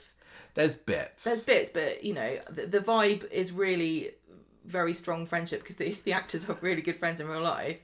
But Shona, I think that these two feel like I know a lot of people will say Carla and Lisa, of course, and obviously that I can see why you would say that. But the reason I'm saying this about David and Shona is because they've got such a long history, and they've had so many different storylines, whereas Carla and Lisa haven't had as much chance. David and Shona give me vibes of they literally do know what the other one is thinking, and they finish each other's sentences, and they make fun of each other, and they know just how far to push each other's buttons, and they've got all these little in jokes, all of this that comes with a long-term relationship. Yeah, because Lisa's still finding things out. They're both still finding things out about each other. They're still in that stage of discovery about. I used to do this, or I used to have that, or this is my experience of life. Whereas I think David and Shona know. Although he didn't know she had his sister. This is true. Although, I was going to say, unlike the viewers, David's probably known for many, many years that Shona's got a tattoo. Yeah, probably. We've just not seen it before until this storyline required it. It's like, hey, I've got one of these on my arm. It says Tina. He got that in Classic Corrie this week. He got his Tina tattoo. Oh, yeah. David. They didn't have the scene when Harper was born, because sometimes they'll have the scene where the dad takes their top off and has to hold the baby up against them, didn't they? So they didn't have that with David, because they probably lost his tattoo stamp. Oh, yeah. Anyway, Jodie goes, also being born during a terrible. Yes, that's probably something accident. To do with it. Can't take her out of the incubator. So anyway, the only other scene we had in this episode was back at home, because Jodie, as I say, gets a little bit sick of them being all over each other. So she returns, and Lily's like, "Why have you got Bernie's head in a box?" And Jodie's like, "Oh, it's just a joke. You haven't shown anyone yet, have you?" I just took the book because I was sticking up for you because of what happened with Brian. She kind of brushes over the fact pretty quickly about why she's got Bernie's head in a box. And she makes it fairly obvious, and I think Lily picks up on this, that it's a secret box and no way can anyone find out about it, because as soon as Bethany comes downstairs, she kind of secretes it away. Is she going to learn a lesson from this and return it to her bedroom? No, it's probably still going to live in the lounge. But Lily says to Jodie, "Look, this is mental. Why are you doing this?" And Jodie says, "Well, I've always had your back, Lily. Now you got to have mine." Yeah. And Lily, fair play to her, is still fairly non-committal about this by the end of the episode, because she's got her head screwed on and she knows that this is proper weird, what she's seen. And although she has grown closer to Jodie over the past month and a half, she's still a relatively new family member to her. And I don't think she 100% trusts her yet. And this will severely have knocked that growing relationship, I think. What do you think the tactic will be? Do you think Jodie's going to try to blackmail Lily somehow? Do you think she'll frame her for the book? Or say she'll frame her for the book? I don't know. Because Lily didn't rush to, to agree. I think if I was Jodie at this point, I'd still be going on the charm offensive with Lily because she's got her in the palm of her hands. And then if she says anything along the lines of, watch your back, I'm going to get you in trouble, I think she's lost quite an important bargaining chip there. No, I think that she needs to try and win Lily round. Yeah. And somehow make her see that everything's okay. I mean, it wouldn't surprise me now if Lily, are we going to have a scene with her at the cafe maybe with Bernie? Is she going to overhear something there? Is she and kind of have to wrestle with her conscience about whether she needs to say anything? Because Bernie, that story's gone quiet, hasn't it? The Mal storyline. But if Lily overhears Bernie talking about how creepy Mal was and how Mal broke into her house and she's just there having her strawberry milkshake at Roy's, she's going to have a little bit of a side eye. And I think she probably wouldn't say anything. But yeah, I don't know. Jodie's got a lot of work ahead of her. But... Do you think this might feed into Kit pinning it on Jodie? The attack on Mal? If he finds out about Jodie's weird obsession and these two things she's done, could do. He could quite easily. But what has she got? I guess we don't know if she's got an alibi. Jodie, yeah, I can't remember whether she was doing anything on the night that the attack happened. I mean, I suppose it was fairly late. They probably didn't have anything. I don't know whether Kit, he's on the case now. At what point can you just say, well, I guess we'll never find them? Is he going to need to pin it on someone? Because I totally could see that Kit would pin it on somebody. It's always good to keep a few, on it for the books, for the documentaries, for the Netflix dramas, for all those things that everybody who watches Coronation Street loves, these true crime documentaries.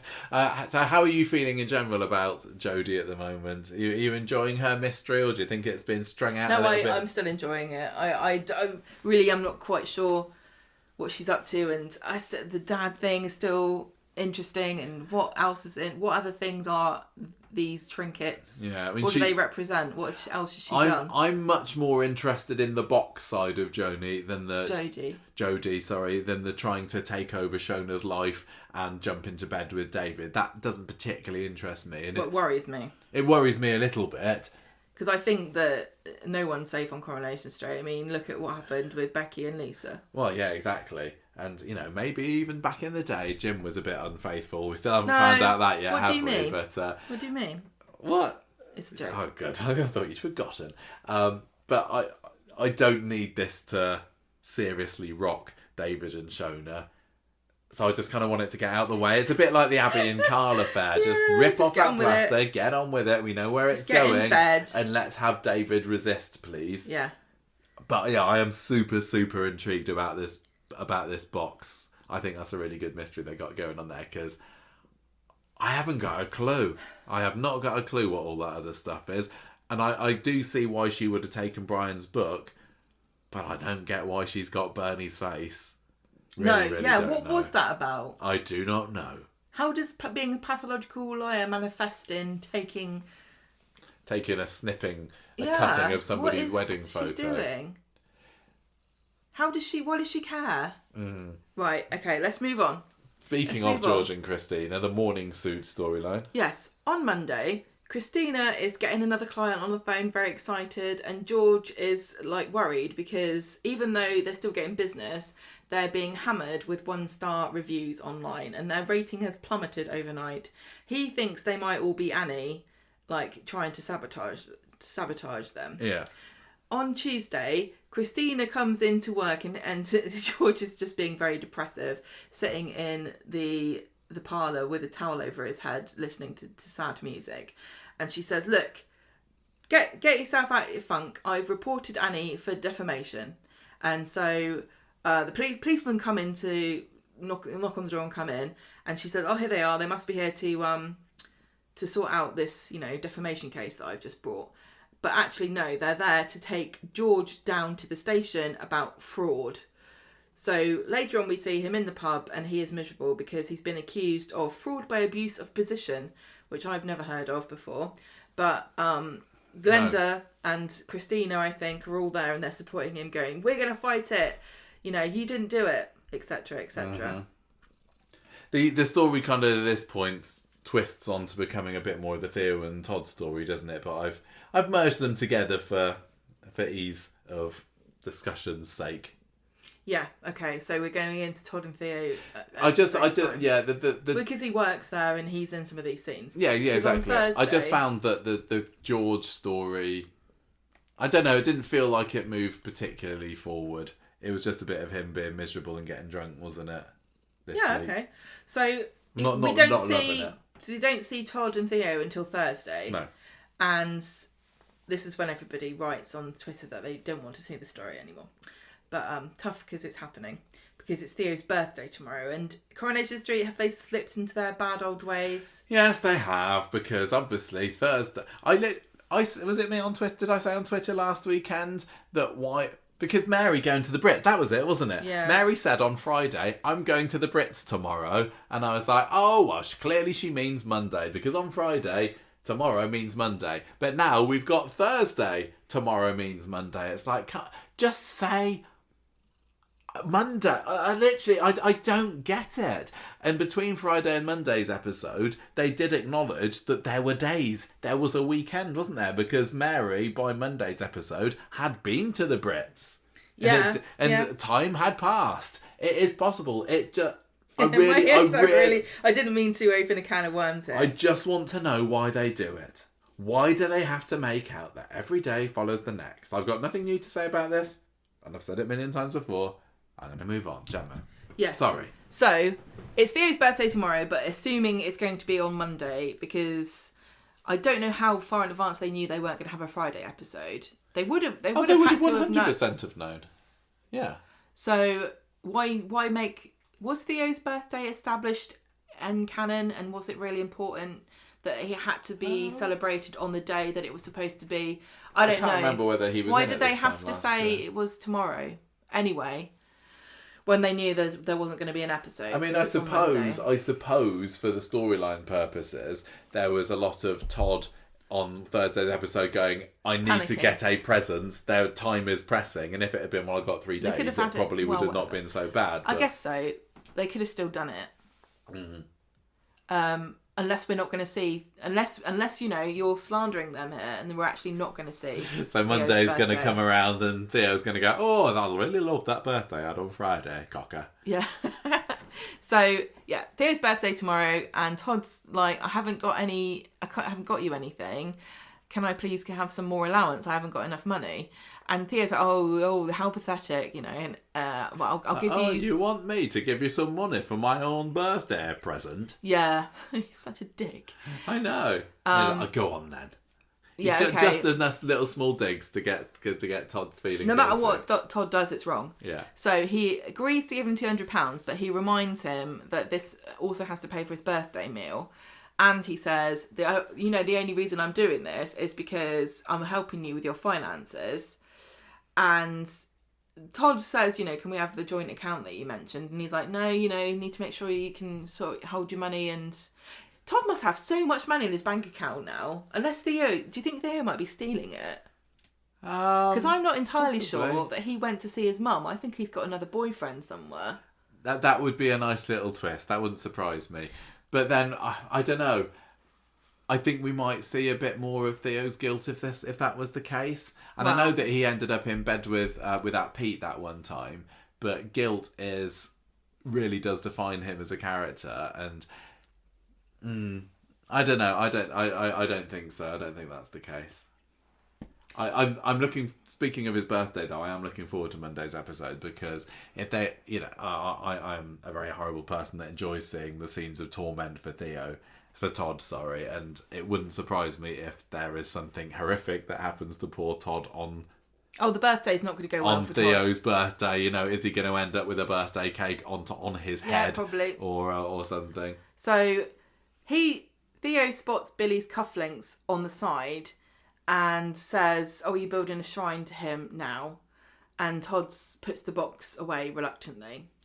Then we get George gets a call from his solicitor, and the police are dropping his case, which he's very excited about, and he gives Todd 10 quid to go and get something to eat later. I wrote that down and it didn't really turn into anything. Then George asked Todd, "Can you use social media to let everyone know that I've been exonerated?" And he's like, how is that going to sound good? Because if you didn't know that you were being accused of, saying, "Guess what, I'm not accused of fraud anymore," it's not a really great thing to talk about on social media. Make a TikTok dance out of it, Gemma. Yeah. That's what we're supposed to do now, isn't it? Well, he says, "Why don't you tell that gossipy celebrant we know, and he'll spread the word." So George goes off, all happy as Larry, and Todd drops his phone and smashes the screen, and he misses a bunch of calls from Theo because his screen doesn't work. Yeah, I think it was panicking. I think it was didn't Theo phone him, and he already had his hands full of something or other, and that's how he ends up dropping his phone. Only idiots break their phone screens. It didn't even drop very far. I know. George goes to the pub later. His screen protector, and Toppington. Is so excited, trying to buy people drinks, because he's over the moon about his news. Todd goes home after 3 missed calls from Theo, and he's really panicking, and he can't find where Theo is. He looks in his money tin, and there's only coins in there. Then he finds the cufflinks and says, "I'm sorry, Billy," and sort of pockets them. Theo pops out and says, "Who are you talking to? I've been calling you. You ignoring me?" And Todd is not letting Theo know that he's broken his phone screen, because I think he just doesn't want to deal with all of the judgment and the moaning and calling him an idiot that Theo would come out with. It would also be like, "Oh, great, now I'm going to have to pay for this." Yeah, so he's such a clumsy idiot. I mean, it wouldn't surprise me one bit if he finds out on Monday. Yeah. Like maybe he says, "Oh, you're going to take a photo of me blowing out my candles or something," because Todd's going to use the money from the cufflinks to fix his screen.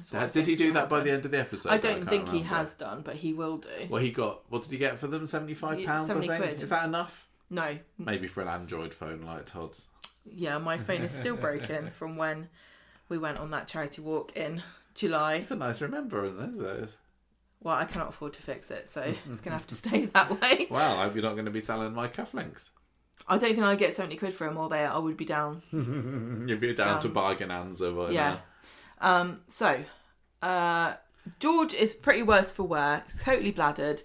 Christina and Glenda have been summoned, and he gets maudlin. Yeah, he suddenly has a bit of a change, because I did think he went there celebrating, but I don't know. But we didn't see him getting the news that things had gone pear-shaped, had we? He kind of reveals this to Todd.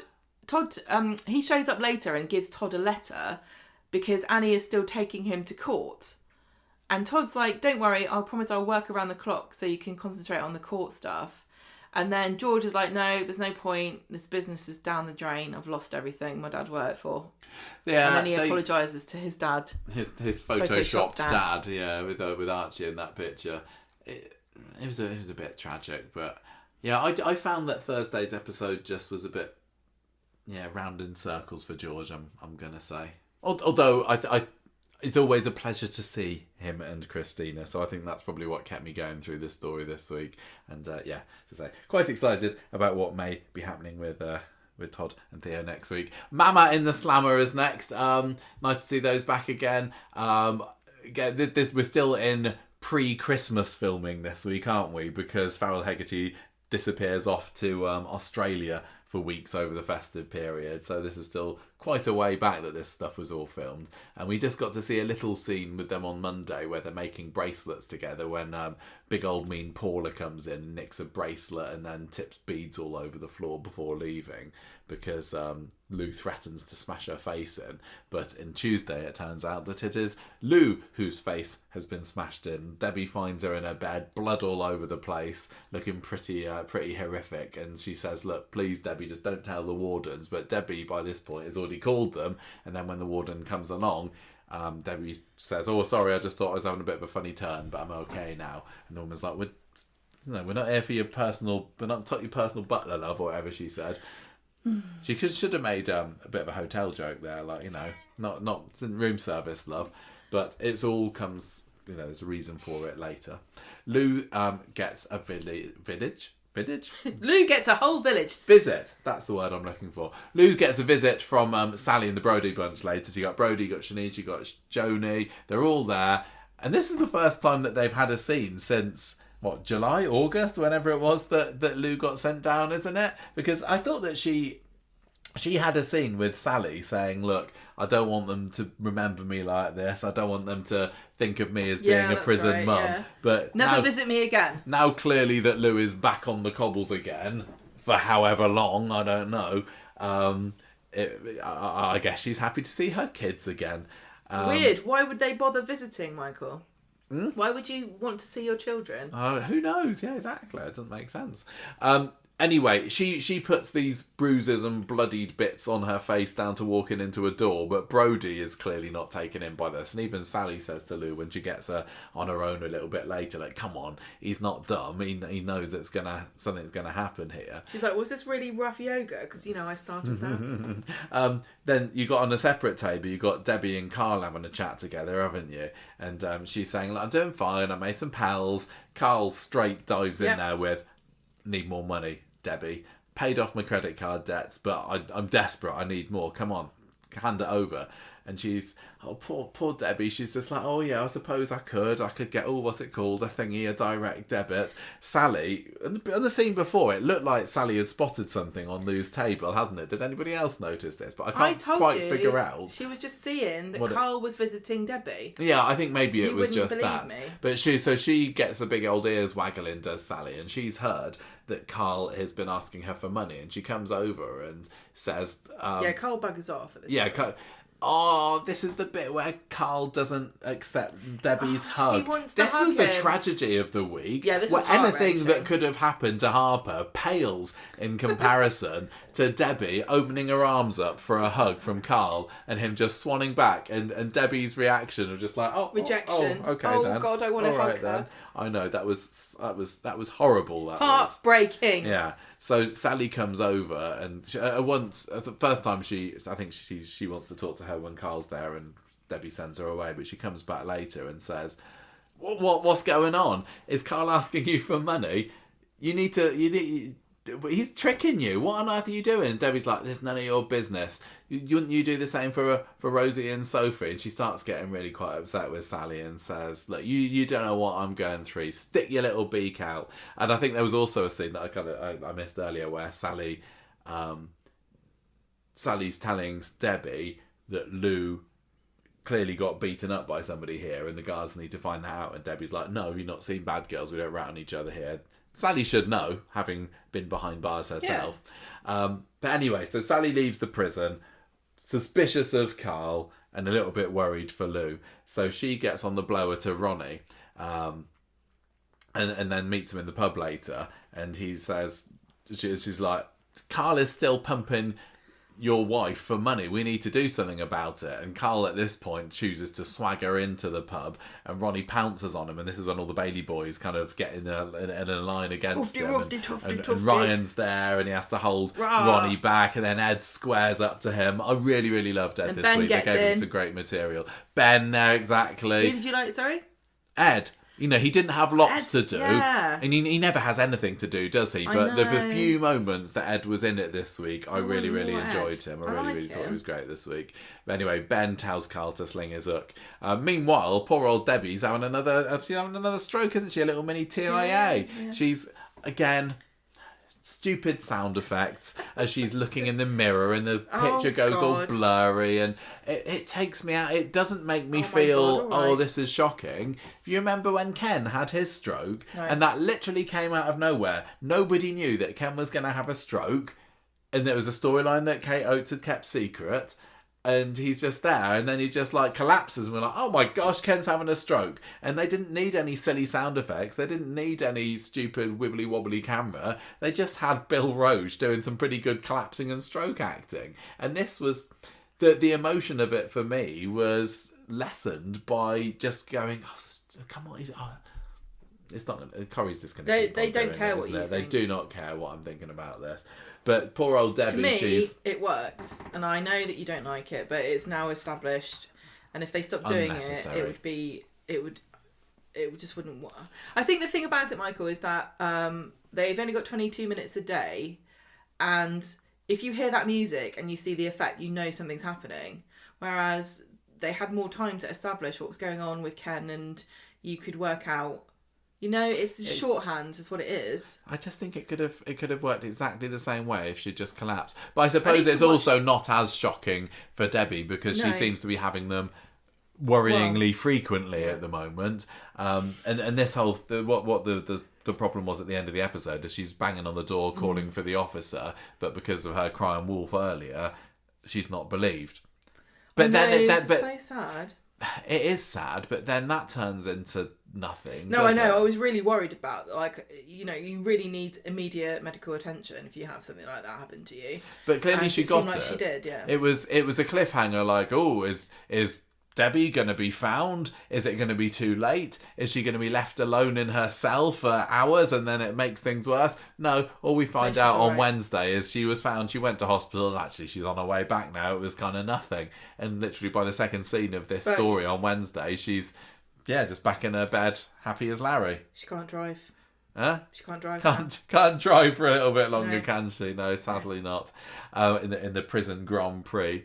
So Debbie tells Lou all about TIAs and she doesn't really. She just says that they happen. Yeah, but it was a nice little character moment for Lou, and I'm enjoying seeing their blossoming friendship because it could have gone a different way, and it could have been Lou was the thorn in Debbie's side, but it looks like they're setting themselves up or setting each other up for just a nice little prison bond. Vera Hegarty is so good at playing Lou as well because she does it so authentically. Like Lou is so guarded and she's not like immediately sympathetic. She's like, what happened to you? And like the way she reacts to things, like, what the hell's that? Yeah. And then she finds out what it is and she's like, oh well, my nan had a stroke, so if you need anything. And then Debbie's like, no, and then she eventually, I can't remember what happens, but they have a little fight, don't they? Yeah. And I think they're both great. I love both of them. Yeah, they're fab together. And I did a survey, and apparently 99% of people love these scenes, so we want more of them, don't we? Yeah. Was it a very scientific survey? I used science. The power of science, more of it. I used maths to add all the answers up. That's how. As I said, because Farrell goes off for quite a long Australian holiday, probably fairly soon after these scenes. I'm kind of a little bit worried now that we're not going to be seeing any of these for a month or so. I'm not sure. Because Wednesday was the last day that we got of this.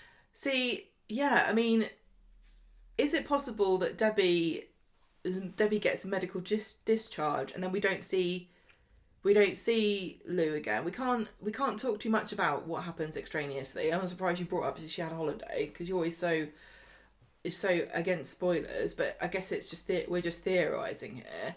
But you would think that Debbie needs to be somewhat involved in whatever happens in April because Carl's going to be one of the possible victims. Yeah. And her being in prison doesn't really help that story. So to me, I wonder if Debbie gets out of prison. I don't know. I would hope so. TIA.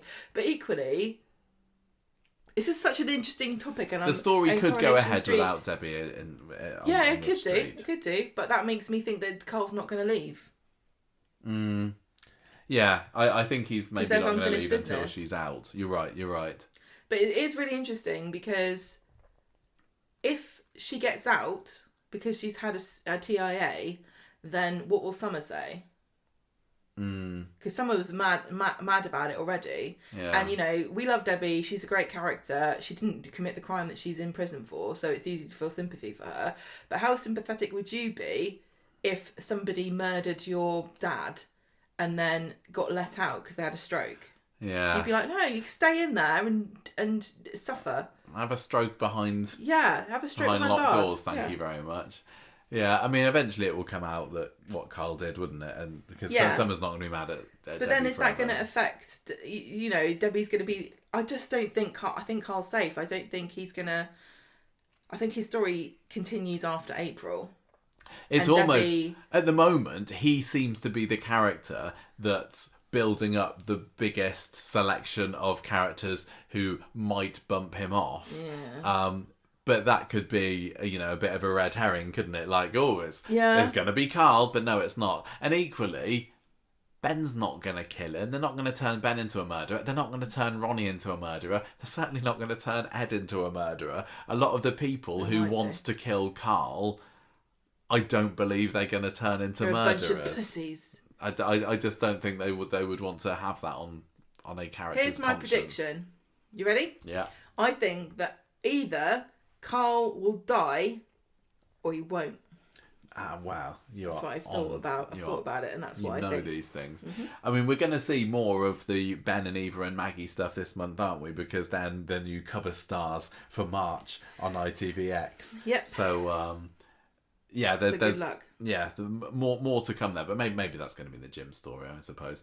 Anyway, Sally gets on the phone to Lou later because she's been talking to Shanice, and then Shanice drops the phone, doesn't smash the screen, so she's more competent than Todd there. And Lou asks Sally... Well, maybe who didn't break the screen? Shanice. Right. Lou asks Sally for a little favour, and Sally turns up at Ronnie's flat and tells him about this TIA, and immediately he calls the prison, like, why on earth wasn't I informed about this? Because I think Debbie had told Lou, I don't want Ronnie knowing about this, I don't need him worrying for me, and that's what causes them to have the fallout at the end of the episode. She's like, Lou, you've told Sally to tell Ronnie about what happened with me, how dare you, it's nothing to do with me. You're a common little scruff bag with a psycho killer husband, back off. And then she huffs out. And this could be the time when we have a little bit of a break between those two characters for Farrell to not appear. I don't know. Do you think that this is symptomatic, like this is part of her? Yeah, I would say so. The quick-temperedness, you mean? Yeah, because it's not very self-serving, is it? No, like, but if you were thinking about it logically, even if you're a bit annoyed, you would realise that she's the only ally you have and you need to keep her on your side. Yeah. Does it make sense to you that Debbie doesn't want Ronnie to know about this? Yes. Because there's nothing he can do about it. And she doesn't want to worry him, but also she still wants to be punished herself. And maybe if she thinks, if Ronnie gets involved, he could see me... Or he could attempt to see me discharged. Know. But equally, she still is having an appeal, isn't she? Yeah, I don't think she's worried. I don't think she's needs to be in prison. She didn't want to punish herself. She just wouldn't want Carl to be in trouble. And she thought that she did something wrong, but I think she's over that now. I don't think so. I think that she's still... I mean, this is why when Sally speaks to Debbie and says, what on earth are you doing promising him money? She's like... Yeah, that's different. She doesn't come out and out say it, I don't think. For no reason. Yeah. I liked the fact that it was Sally that had those interactions with Debbie because they are somewhat family, aren't I know, they? I forgot that. I was like, hey, why does she care? And then I was like, well, yeah, they were sister-in-laws at one point. Yeah, never on screen together, sister-in-laws, I hasten to add, but no. Yeah, we are led to believe that they've known each other pretty well. They've known each other for decades. During the 90s and early thousands. We just didn't get to see any of it on screen. Aww. But yeah, Sally was used, again, as usual, sparingly, but very, very well this week. Whether it was in the Carla storyline or this storyline... Couldn't fault a Sally scene here. Strategically deployed. Strategic Sal, exactly. Gemma, the Jim story. Last one? Almost as good as. This hasn't even been a long street talk, particularly. No, I know. Right, we've just talked about everything, haven't we? We've talked about life, death, babies. Jim is dead. We've hit all of the words you can't say on YouTube. So hope you're enjoying it. So this is all. Cassie, Tim, Steve, etc. On Monday, Cassie and Tim agreed that they're going to do this proposal, and Tim takes Steve to the Victoria Gardens, and Cassie's all glammed up, and she's got this big, beautiful "marry me" or something like sign that Mary's helped her made out of flowers. It's very romantic, but just as he's about to get there, he gets a phone call from Jim's partner, who says he's dead. So he is. What's your thoughts, Gemma? What's your reaction to this? Should they have killed off Jim McDonald? Are they starting to do this a little bit too much now with Les Battersby, with Jackie Dobbs? They're doing this too much. I don't know why. I mean, you can say many things about why they might have chosen to close the door on Jim McDonald and not have Charlie Lawson play him ever again. I mean, he'd burnt his bridges, hadn't he? I think it's very clear that he didn't really care what they thought about what he said. No, and he has come out and said, you know, I thought that last story they had for me was terrible. I still really think, and it would be a massive I think it would be a huge mistake to not have him come back if Ben is indeed his son. And maybe this is really super controversial of me, and probably people are going to get mad at me, but I just don't think that you can take responsibility for everybody in your show and their political opinions and make sure that everyone is on the same page about everything all the time and doesn't say anything bad on social media. Like, we all know that he and also Daniel Brocklebank were very outspoken and not particularly politically correct about lots of things on social media. But I don't think it's necessarily about Charlie's political persuasions or news broadcaster of choice. It's more the it's more that he has been out and right critical of Coronation Street. He had that article in the paper when his book came out saying, "Oh, Corrie's not what it used to be." But that's what Helen Flanagan said in her autobiography. And do you think she'll never come back because of that reason? Did she say that Corrie has not been as good? No, but she criticised like the sexualisation of her character when she was young. You're right. But that's not exactly the same as saying Corrie now isn't what it used to be. I think it's worse. I think because she's challenging their lack of safeguarding, which is a much worse thing. I suppose so. Much more serious. Yeah, but I don't think that many of us really thought that we would see Jim again. No, but what I'm going to say shame. is if it really is true that he's Ben's dad, why killing him off? Because, oh man, think of all the scenes we could have had. Or does it? I think the story would work fine without him. I would have had Jim back on the show in a heartbeat. And yes, the last story wasn't great, but I don't think it out and out ruined him. I think it would have been a real struggle for him to become likeable again. And then they didn't want him to be likeable. Maybe they would have had him as a full-on Terry Duckworth villain figure, because Terry wasn't always a wrong one. He got there pretty quickly, but he wasn't always one. I guess they need to kill him off. If they just didn't want to have him in the show, they had to make him dead, because it wouldn't have made sense. All that does is stop people saying, "So are you going to go back? When are you going back then?" And in a way, I kind of like that we've got some closure on him, because there's so many characters that go off and you think, oh, I wonder if they're alive. Oh, they're probably dead by now, aren't they? And we just don't hear. But at least he's got some kind of closure, and I'm assuming he'll get some sort of funeral, and there's some kind of story related to this. Because there was for Les somewhat, wasn't there? We had Leanne getting the money, which is now invested in Speed Dial. It feels sad, and sometimes you like to picture these past characters living on a little island in the Med somewhere, happily away from Coronation Street, living it up. But actually, in real life, people's parents do die, and sometimes you just need to mention it. A bit like with Bill, when they killed him off as well. Do you not think it's like super sinister to like kill people off because the actors say something that you don't like? But Corrie would never say that, would they? No, I know. I'm not saying that's what they're doing. It's what you said that they're doing. I said that I didn't think that we would see Jim again after what he said. I didn't necessarily think that that's why they've killed him off. It's not oh yeah, you don't like Corrie these days? Well, haha, we're going to kill you off with and we're going to make it really horrible how we do it as well. This isn't, it's like Chef, the South Park episode where they bump him off, and they certainly made quite a hash job of, well, not a hash job of the episode. It was a great episode, but they left it in they left no question in anybody's mind that they were cutting all ties with Isaac Hayes there.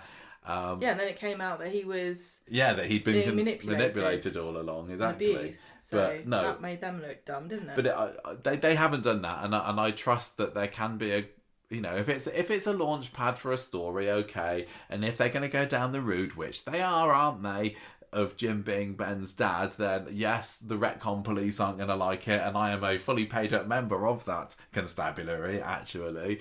But actually it could lead to some really kind of touching character reflective scenes. Even, Simon Gregson, who can sometimes be a bit of a clown in his performance, I thought that he had some good material. He had some good scenes this week. You don't mean that kind of pejoratively. You mean that like in a like entertainment kind of way. Well, he can be a bit of a goofball, can Steve? Yeah, he's turned into that character. People use the word clown in a very negative way these days. It's not exactly what you meant. Yeah, no. I don't mean that. But I think if it means we get some much overdue serious scenes for Steve, but then it's one of these short-term gains, isn't it? Other people might say, oh yeah, we might get some good scenes, but was it really worth it? Same with killing off Debbie with her dementia. Yeah, we get a good story with it for a year, we get some wonderful scenes with Sue Devaney, but is it really worth it? I don't know. I'd say in the case of Jim it probably is, because he was never going to come back. You say that about anything. You say that about any character that ever dies. Yeah, exactly. So I do mourn the loss of Jim. So I do. But, I guess it was time to say cheerio now to him, and we'll see where the story takes us. Yeah. I'm not saying that Coronation Street fired him because of anything in particular. Or they didn't fire him, did they? Yeah, he didn't get fired. I just really hate this idea that everyone is responsible for what everyone else thinks and says. And that if somebody says something bad, then you can never associate with them again. I think it's really silly. I do like how Charlie Lawson put a video on Twitter. Yes, on Wednesday, because he watched the episode. Very dignified and classy comments, I thought. Yeah, I thought so on the whole, and I would imagine I can't remember what he said. I was surprised. I thought he would be mad. Yeah. He knew about this ages ago. Yeah, he's known about this since September, I think he said. Because this came out in the papers, as I say, month and a half, 2 months ago, and he said, yep, it's happening, I'm being killed off. But I did really, really appreciate how he ended the video by saying cheerio now. That was a brilliant touch. And I wouldn't surprise me if they show his funeral, whether he's going to watch that as well. Because you would, wouldn't you? Yeah, he's been a massive part of the show. He is a proper iconic character. Yeah. I love Jim McDonald, and even though the last story was a little bit iffy, I'm still going to say that my lasting memories of this character, this real legacy character, what a class actor, what a powerhouse of a character, and I don't usually like these alpha male characters, do I? Like the Owen Armstrongs. Yeah, I was just thinking about I don't like those kind of characters, but Charlie was so good as him in the 90s. And he's got his catchphrases. He's which made him a slight caricature, but people are still buying greeting cards with Jim McDonald's arm that just say "so it is" on the end. It's sad that he's gone, but my memories of Jim haven't been tainted enough by the last story. So I'll be raising my glass of J2O to him on next week or whenever the funeral's going to be. And I'm looking forward to seeing where the story takes us. Yeah, that's my reaction to it. Yeah, I mean, clearly Charlie Lawson has got lots of fond memories of working on Corian, playing his character, and there's probably very mixed emotions. I think he's really proud of having played a character as important and well loved and well remembered as Jim. You don't get many people that have. He left a cultural impact. Yes, he did. That's a really good way of putting it. Yes. Okay, so he's dead. Yes. So he's dead. So they all go to the pub. Maggie pours them a whiskey. I'm so sad that we'll never get to hear some of those catchphrases again. I really won't. Again, I do not know whether they're going to have a funeral. Again, I'm assuming they are. I don't think they will. Maggie doesn't really show any reaction to him being dead. She's not like, Jim, do you mean Ben's secret father? So I'm wondering, my theory, again, you can probably look at the previews for next week and find out if I'm true or not, because I haven't read them. My theory is that during the funeral, that's when she's going to go, she's going to have a little moment. Yeah. Guess what, Ben? You've got 2 dead dads now. I hope, when we had Les's will reading, do you remember they were all in Adam's office, and the will started off with, hey! Because that was what Les used to say, and I'm hoping that they'll drop in a few Jimisms into the episode, if indeed there is going to be an episode. Right.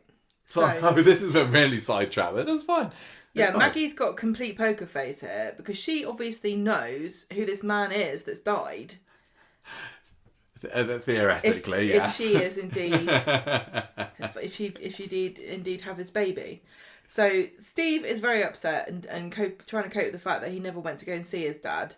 And I feel the same way. So bad for him. Because we never went to go see Charlie Lawson, did we? We never did. We didn't get to go visit with him. And so I agree with Steve. I did get an interview with him that one time, Gemma, so it's all right. Amy and Tracy come and join him and they're all very sympathetic. And but Tracy does notice that Cassie is all done up and she wonders why. And her interest is piqued even further when she notices Cassie slip the ring, this box. She slipped something into Mary's pocket. So she like sneaks up to and finds it and asks what's going on and realises that she was going to propose, and Mary and Tim tell her to shut up and not say anything.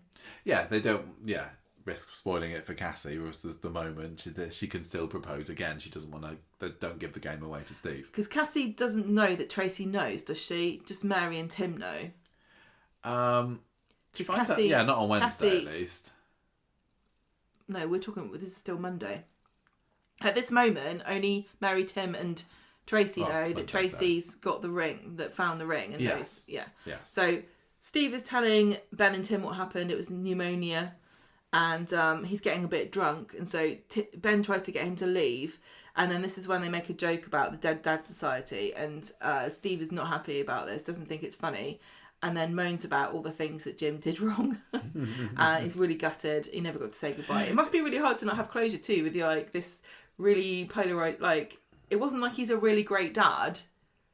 No, you kind of get the impression, because he's been so absent for the last 15 years or so ago, yet they must have maybe had some contact. He's not been a great dad. We've got our good memories of Jim from when... was he a great dad in the 90s? I don't remember. He was just a really strong character. But, Steve has been massively, massively let down by him. The way Steve is talking and acting, it's almost as if the last time Jim McDonald was in Coronation Street, it was the last time he saw him. But I think it was. I think it was. Yeah, I know. But it's just interesting because sometimes you can't assume that's true. Mm. But in this case, I think that he probably maybe spoke to him a little bit, but there's still these wounds that haven't been healed, and he could have had a bit of closure if he'd gone to see him, probably, and he probably would feel a bit better, even if he told him to go to hell or whatever. Mm. At least he would have known. I wonder, and I don't think they will, but I wonder whether they'll take the opportunity for Steve and Carl to have any scenes. Carl having very recently been in exactly the same position with his mum. No, boring. Well, not exactly the same. It's got nothing to do. I suppose Carl didn't reject similar at all. His mum. Oh, right. Not similar at all. Waste of time. Slightly similar. On Tuesday, Steve comes to the pub to tell Ben he was sorry, and Ben's like, "Don't worry about it." That was good. I loved that. Steve was he wasn't vile to Ben, was he? But he was very angry. And Ben is just like, honestly, mate, Ben's like, it is fine. Dead dad jokes, not the same day your dad dies. Right, noted. Remember that next time. So Cassie is, they're all back in the pub, and Cassie's like, don't ask me about my outfit, Ben, because I don't want to bring it up. I'm just kind of testing out. I might send it back. Tracy's listening in, and she knows what's going on. Mm-hmm. Then Amy texting Ollie. That's back in the house, isn't it? There's a reminder. Then we get this weird scene with Tracy and Steve in the kitchen, and Tracy comes up to him and tells him that Cassie was going to propose to him, and then she gives him a hug. And then Steve is super confused, and so is everyone else. Yeah, he lets Tracy hug him, but I was just a bit blindsided by this. What's she up to? Because this is Tracy we're talking about here. This is like evil scheming Tracy. She's not told Steve this for any beneficial reason for him. No. Or has she? I don't know. Because, like, she doesn't like Steve and Cassie together. No. She doesn't, is she still holding a torch for Steve? Maybe. So by telling Steve that Cassie was going to propose, is that going to make Steve run a mile? Is she kind of taking a massive risk here? I think she might be hoping that Steve is going to get annoyed that Cassie has been lying to him. Because I think Steve might test out to see whether she's going to be upfront about what she was up to. And if she does lie, then he might be so fragile emotionally that he just gets annoyed and rejects her. Yeah, I don't know. That can be... What else is her plan? Like, Tracy's not saying this so that that Cassie and Steve will have a nice, successful proposal. No. Is she? I mean, is she kind of hoping that Steve is going to ask Cassie about it and Cassie go, Tracy's ruined it now. Oh, you probably think it's a terrible idea. Or forget I ever said it. And Steve goes, no, I think it's a great idea. And Cassie's like, no, it's been ruined now. Don't worry about it. Don't bother. Maybe, but that would be a big risk for Tracy. It's not obvious what she's up to. It's really not obvious which makes it all the more interesting, I suppose. Yeah, just a bit, the little bit of a shame that we didn't have any of that later on in the week. No. It was kind of, halted after that episode. But assuming it will be back next week. And speaking of stories, that didn't get particularly far, the Mal story, still in hospital this week. Kit's still in Sarah's bad books at the beginning of Monday's episode for his involvement in Mel's hospitalisation. But before they can have a proper full-on argument, Brody invites himself in and gets a slice of Sarah's avocado on toast or something, doesn't he? With a poached egg on top. Yes, that indeed. Kit made. But Brody, it transpires, had been sent there by Bernie to go and find out, what's going on with Kit and Sarah and etc. And then Kit's in the cafe with Bernie later, and she says, "Look, was it you that put Mal in hospital?" And he's like, "No, of course not." But she realises pretty soon that he's lying, and so he comes clean and confesses, "Yeah, it was me." And then she says, "Me and Dev are going to Tenerife for a little bit because the storyline needs a bit of a break, basically." Yeah. So see. No further at all with that, but it does feel like maybe Jane Hazelgrove and Jimmy Harkishin, I was going to say mystery there. I thought you were. Are in need a little bit of a break because they've been quite full on recently. So I guess that story's just going to be put to bed for a little while, I suppose. Which is a shame because I'm very interested in Mal's character and I hope that he's going to make a full recovery so we get to see him lurk and menace another day. I guess we'll have to wait and see. Right, that's it. That's it for this week's Coronation Street. And I'm considering there were 4 episodes. Maybe we did go on for a little bit too long. But I guess there was just lots to talk about. There were lots of things to talk about. So, Michael, what do you give this week out of 5? Like I said, I started off really quite positive about it. But it was a bit of a surprise positive that I like the baby drama. There was nothing inherently wrong with Wednesday and Thursdays.